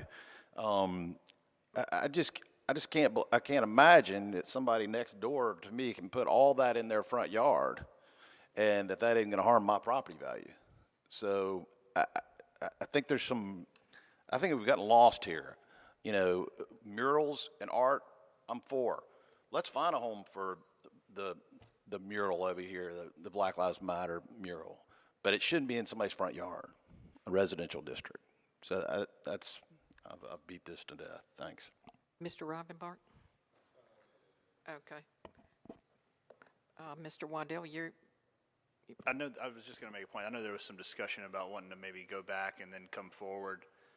I think we should, my opinion, I think we should finish this discussion tonight, get some movement on this public hearing, and then if there's a certain portion of it that wants to come back later, I'd be okay with, but I don't want to drag it out any further. Thank you. I was about to ask if we could bifurcate this and address art in residential and the potential size limitations, and also temporary signs or portable signs in residential districts separately, if those are the only 2 sections that have caused concern. Bifurcate which ones? The art in residential districts, to address that differently, and then also the time limits on signs in the residential districts. So this section right here, 18392, B1, and then. But then everything else we can move forward with, signs, murals, art in all other districts. Madam Mayor Pro Tem, might I make the suggestion, excuse me, that council direct us what they would like to see changed in the draft, pass it on first reading, allow us to bring the second reading back at the next meeting to make sure it meets your expectations. Okay, that sounds good to me if everybody thinks you're okay with that. You still have a second bite at the apple.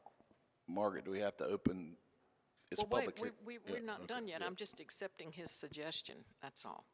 I just want to clarify that I don't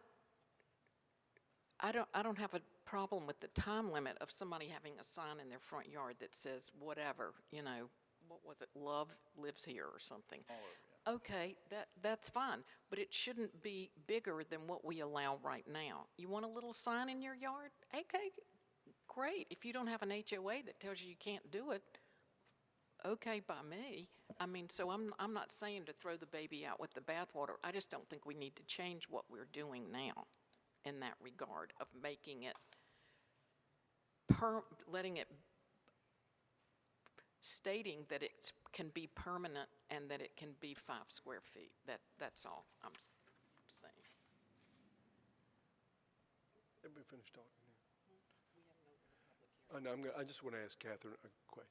Today, just driving, because all these signs we've been talking about, hate has no home, Trump sign, Green Bay Packers sign, Kansas City Chiefs sign, Jesus Save sign, and I guess if I paid more attention, there's a litany of other signs that I've seen.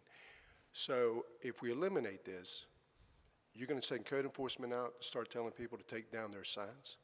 Because I can tell you, when you start going to somebody's door, especially if they're passionate about their candidate, even after an election, I know what they're going to say.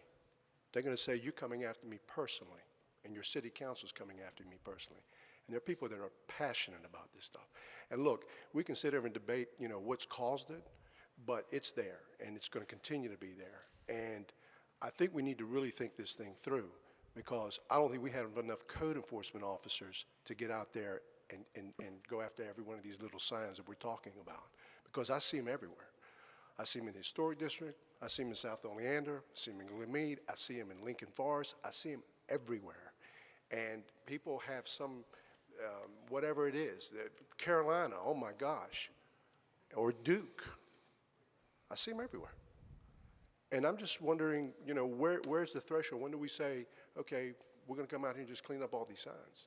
Because, let's forget, like my kid has graduated from New Hanover High School or Hoggard High School, you know, and stuff of that nature. And they leave them up for quite some time. So I don't think we have enough staffing to get out there to clean them all up. I agree with Margaret that I think they should be a certain size.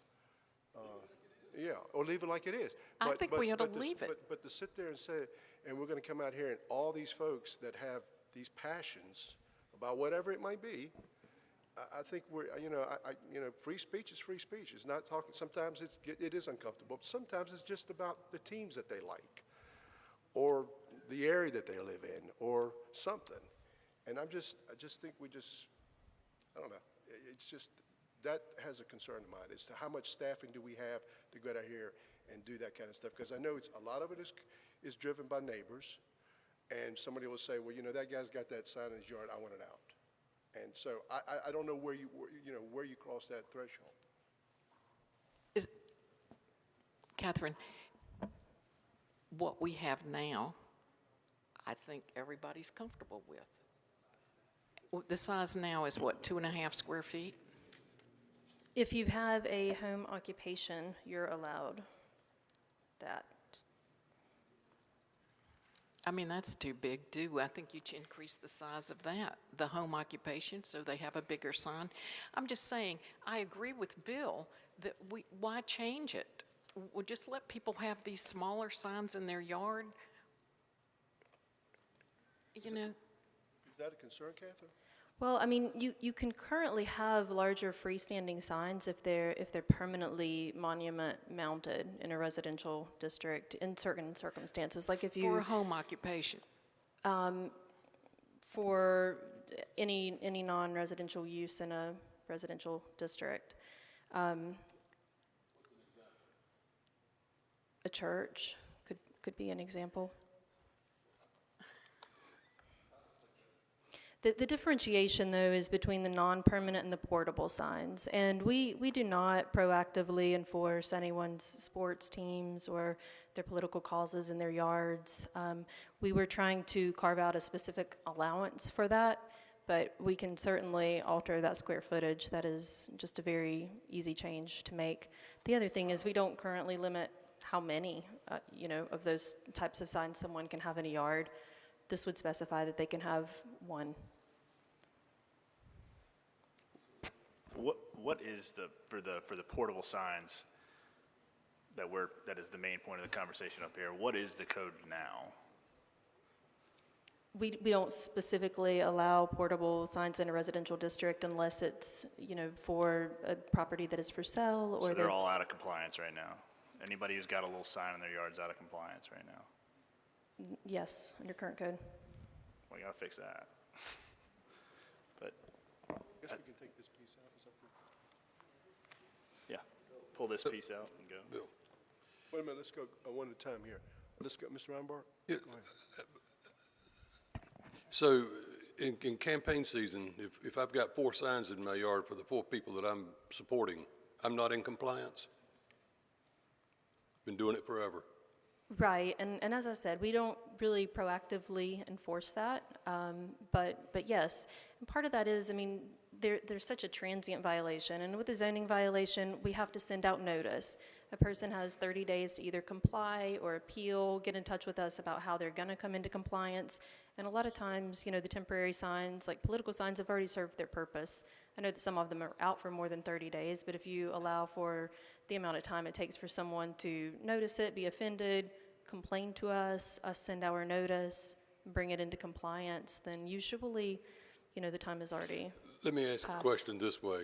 How much activity is your office getting complaint-wise from what's been going on for a long, long time with this kind of signs you stick in your yard, or Carolina or Duke, or usually those are flags or something like that they have attached to their house. How heavy is the load of complaints that you're getting? We get very few complaints about people's neighbors' signs in their yards for whatever, political message that they're trying to send or whatever sports team it may be. What we get sometimes are neighbors who disagree and look for just anything, not even necessarily a sign that is offensive to them, but just something to nitpick on their neighbor that may be out of compliance, and this could be an example of one of those things. Okay, I think I could live with that better than I could giving somebody a rigid, you can't do more than this. Then you're going to have problems, because people will just continue to put up 2 or 3 signs, and then we got code enforcement out there. So I just, I don't think that what we've got right now is all that bad.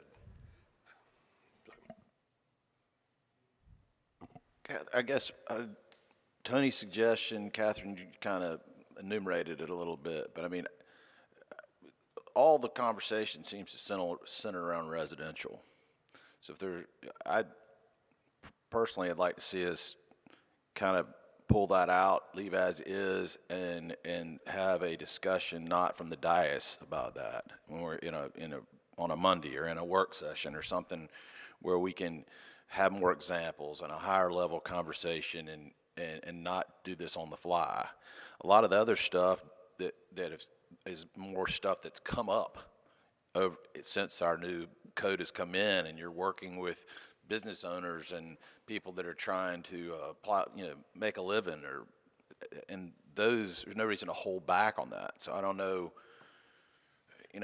without going through here and saying this one and this one and this one, just say that we pull all residential out for now and pass the rest. I don't know how easy that is to do, or if even possible, but that's what I'd like to see. Mr. Barnett? Because the part that I think we're really interested in is the art and the mural part, so if we could clear that up and then come back and tweak the residential side, I think that would be helpful.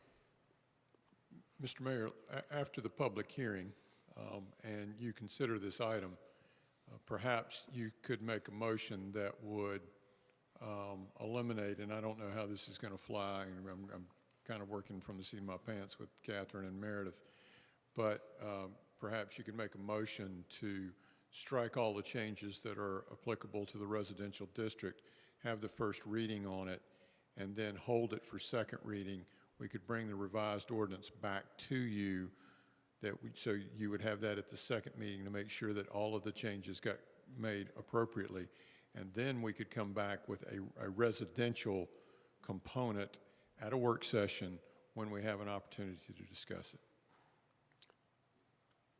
What, Tony, I guess if we hold it for a second reading on the residential component, will you folks be prepared to give us a demonstration at our next agenda briefing so we can have opportunity to discuss it?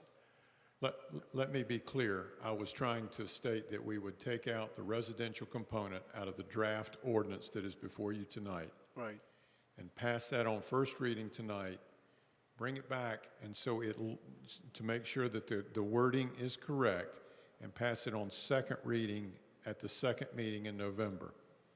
Then come back to you after that in December or January with a workshop to talk about residential signs and how you want to regulate those, or if you want to regulate those.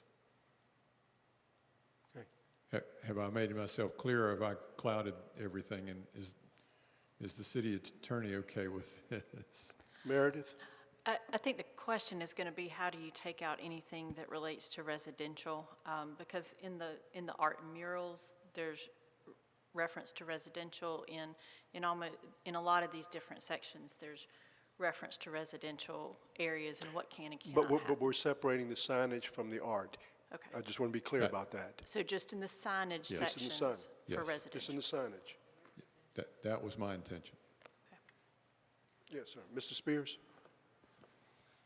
So Tony, I agree with you, your first option, and also with Luke, that we just pass this as it is on first read, hold it over for second reading to get it straight, and then pass it. Because to be honest, I don't want to do this in a work session. If you're hearing the concerns of council about residential, and you can keep certain things the same, that's fine. As long as the murals there's new terminology on the murals, and where they can go that are not residential, let's just press forward with that.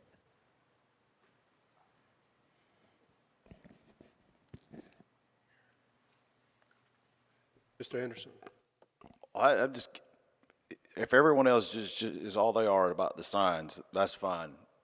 I thought I'd made it. If somebody can put a 35-foot statue in the front of their yard, I'm out on that too. So I'll be a no on the first and second reading on this one until, I want all the residential stuff. We got to dig into that a little further. And, if they want to put a statue that's something reasonable, okay. But people are crazy, Kevin. Some people they'll do stuff and it'll affect other people. It's not that they affect themselves, it affect the next door neighbor, so. Okay, Mr. Barnett? I guess I was hoping that we could get behind us the art and the mural piece, that part. I was hoping that we could get that out of the way so that won't bother us anymore, and then we could continue with finding a place where we could put the mural and those kind of things. So that's what I'm hoping that we do. I do agree that we probably could use a work session on really redefining what we mean by signs in a residential area. I think we could do that. I don't think that's a bad idea. So. Okay, Ms. Haynes? Yeah, nothing's easy, huh? You know, Neil has a good point. You want your next door neighbor to have some 35-foot or, you know, or 40-foot thing, I mean, in their front yard? I mean, I think we all want to move forward tonight in a way that the Black Lives Matter sign art can be moved and installed wherever Jana has, they've figured out where it could go. You know, that's something we want to accomplish. So then we need from staff to understand with our concerns about residential and art, I guess, or certainly the signage. I mean, to me, we need to take the signage part out, but Neil has a good point about the oversized art. So.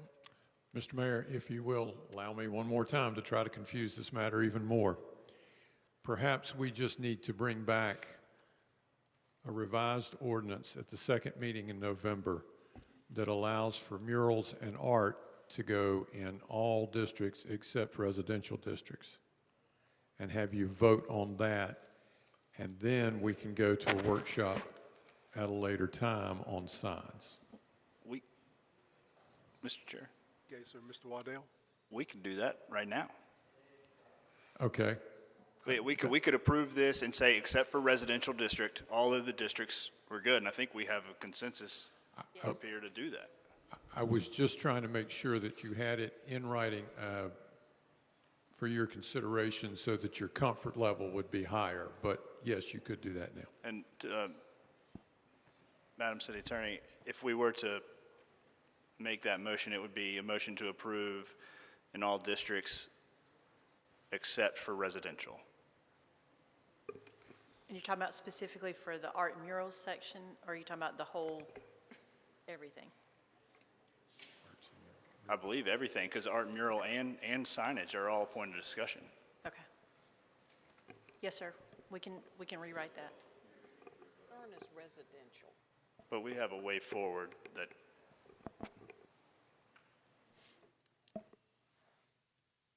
Okay. All right.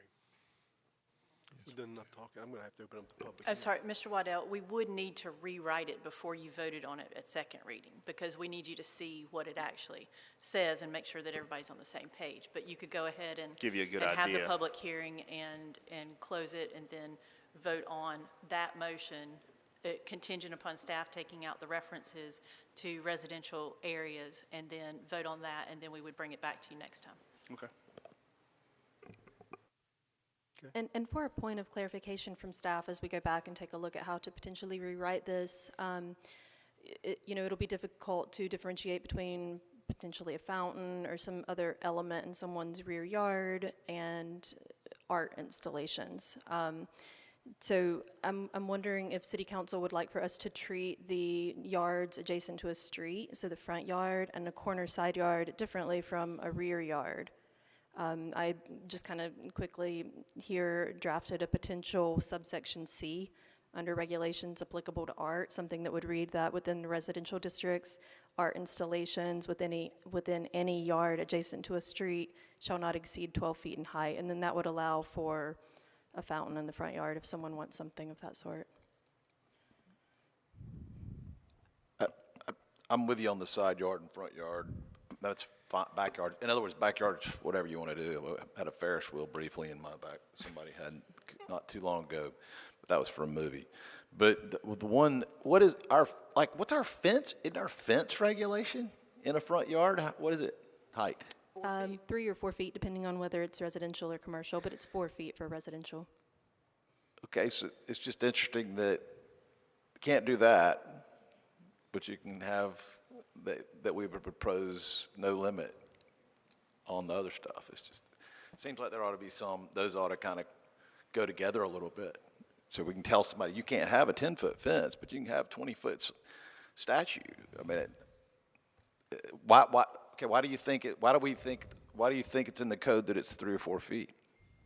The The si- allowable the fence fence. height, just to not create a fortress effect along the right-of-way. Or not create a carnival effect might be another one, but, or anywhere, movie set or something, but. So if All right. 12 feet would be an agreeable height for city council, that's the threshold after which New Hanover County would require a building permit. So that's why I throw that out there as potentially being appropriate. But again, if we're, just to mention, if we're going to bring you back the whole residential issue, we could wait and bring that back to you as well if you want to go ahead and vote on the rest of it tonight. I think we are not good at legislating from up here. So I agree with the city manager and Madam Attorney that we should just take the residential part, make sure that we are dealing with the sign, mural, whatever we're calling it, but take the residential part legislatively out of this and try to deal with it separately and go ahead and pass the rest of this. That would be what I would support. So eventually a substitute motion, and then we pass that. At and the then we public and then we hearing, pass yeah. that on first reading, then we come back and look at it in the text, second reading.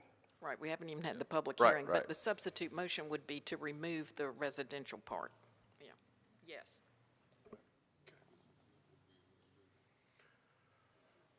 Okay.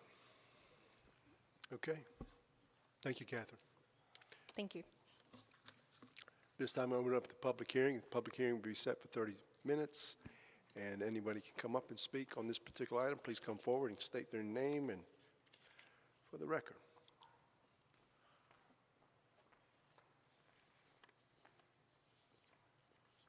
Good evening, Mayor Saffo and members of Wilmington City Council. Thank you for the opportunity to speak regarding a municipal mural policy that we have actively sought since 2014. And I'm going to keep my remarks brief because we've been here for quite a while, but very interesting discussion. It was in 2014, actually, that the Arts Council was asked by the CVB to help commission a picturesque backdrop for the thousands of visitors to our riverfront. And that was when we learned that the murals were part of the sign ordinance. And so any action that you take to extricate murals and art from the signage regulations is very much appreciated.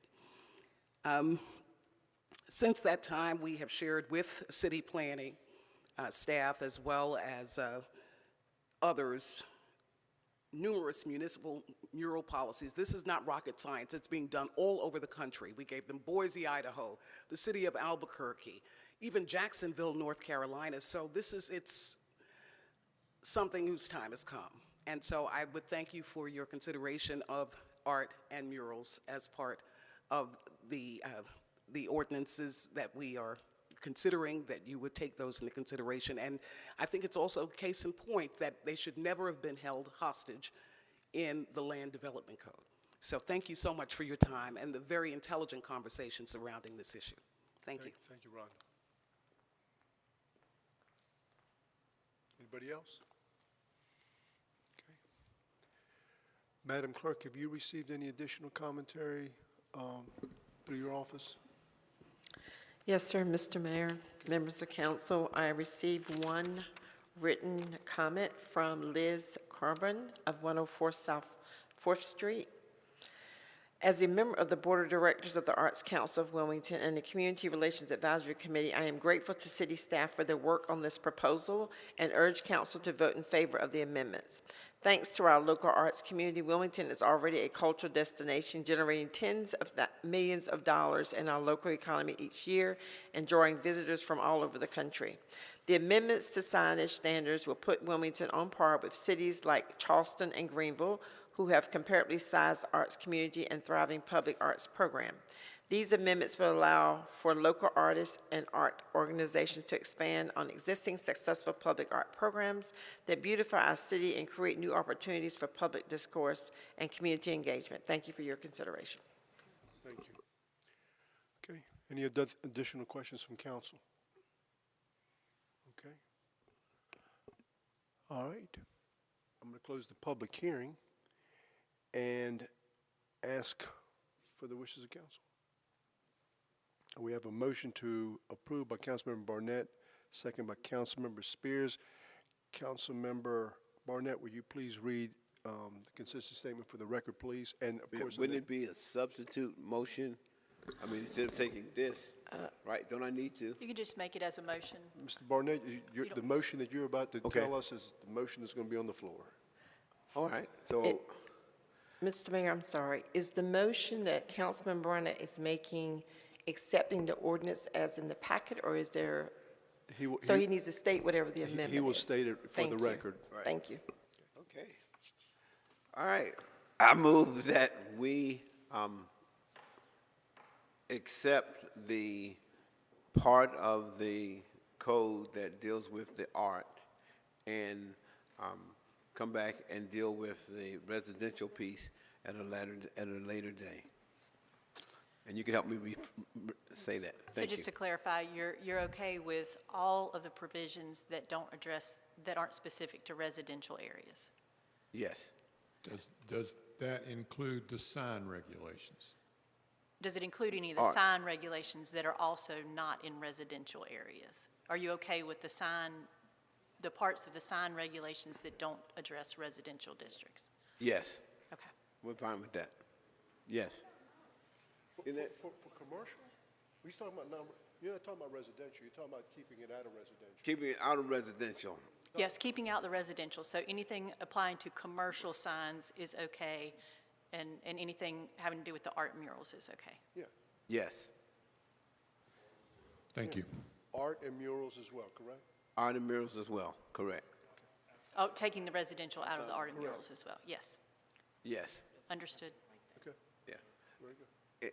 And our office will work with planning and zoning to get that wording back to you. So can you repeat what I just said?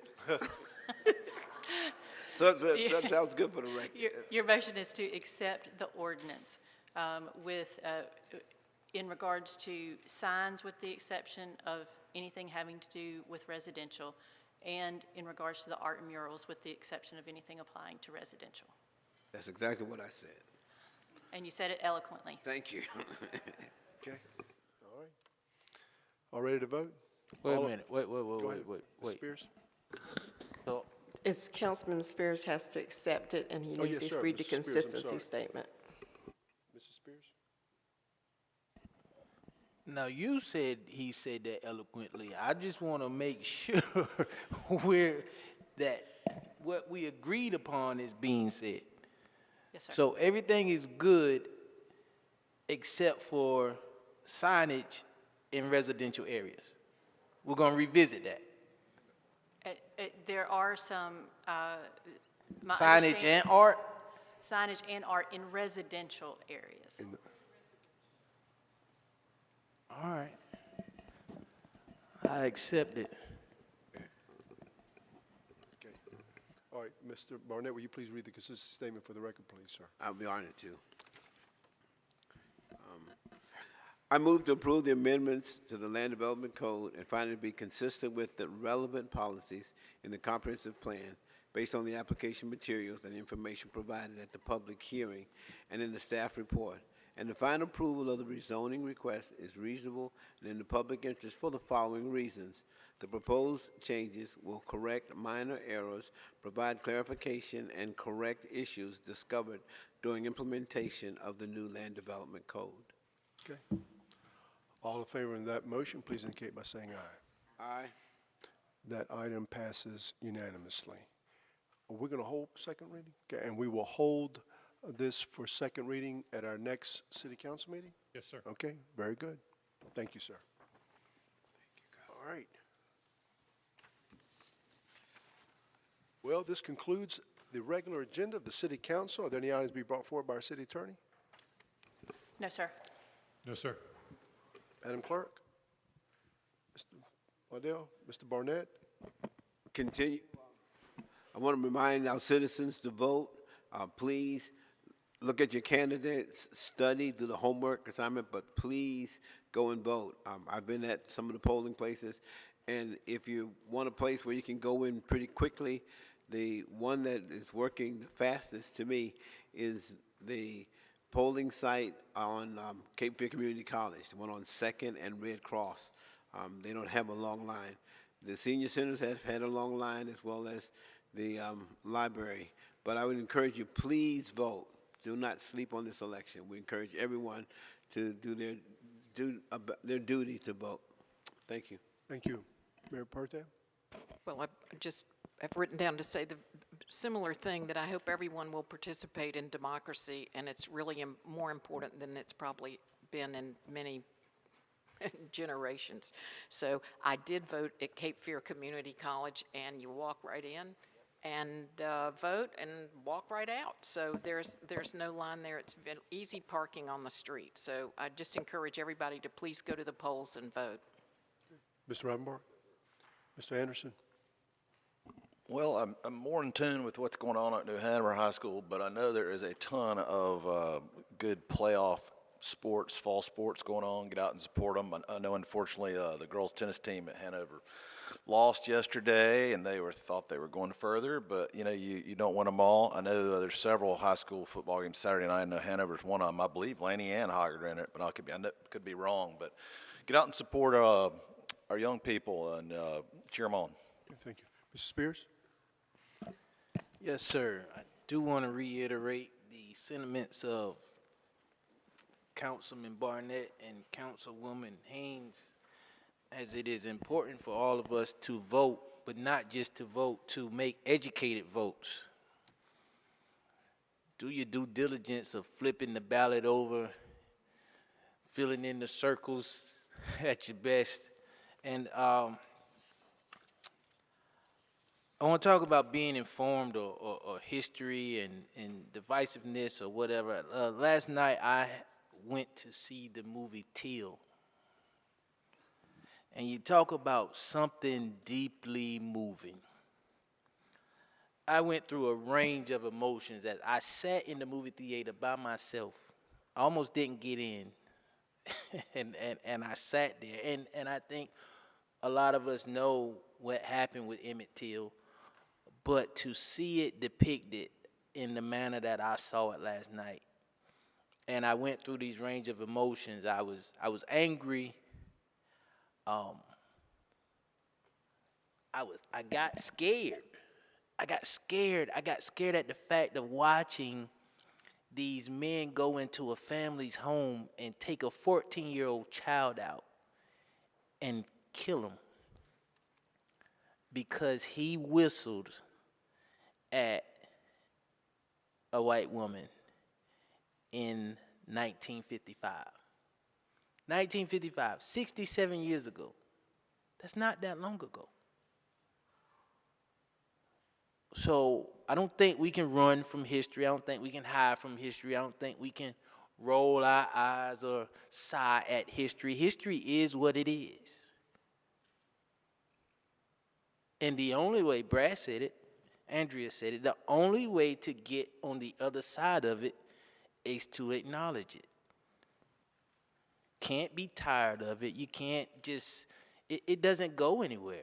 It cannot go anywhere. And it's not being informed, being knowledgeable about what happened is not confrontational and it's not divisive. Thank you. Thank you, sir. I failed to mention, and I've been kind of shocked with how little it's been debated and how much it's been publicized, and so therefore I don't feel very good about its passage. But do your homework on the sales tax on the transportation, because all we hear about is how do we replace this bridge? How do we get rid of this railroad that goes right through the middle of town? How do we get that just to go across the river? How do we get more trails? How do we get more buses? And if you're for any of those things, you ought to vote for it. Sales tax is the best way. We're not charging you more for your home or living here. We're actually taking advantage of the tourists and the people that come here from Burgaw and everywhere else to shop every day, and from Brunswick County. They come and have an impact on our infrastructure, but they don't ever, there's no way that they pay for it except for sales tax. So I'd ask everyone to educate themselves on that and really consider it, because I think it's flying under the radar, and it's unfortunate. Thank you. I just want to also point out too, on the sales tax, on the quarter-cent sales tax that people would be voting on, that sales tax is not applied toward food or clothing. And I just want to make sure people are aware of that. And speaking of history, starting this week, there are a series of events that will be commemorating the 1898 coup d'etat, and next week also. And I know a lot of those will be listed on our city's website, so you can go to the city's website to see the different events that are taking place and where they're taking place and the speakers that will be speaking at those events. And here again, this is several years in a row that they've been doing this, and I commend the committee for their hard work and dedication to history. So with that, thank you for taking an interest in your government. We stand adjourned.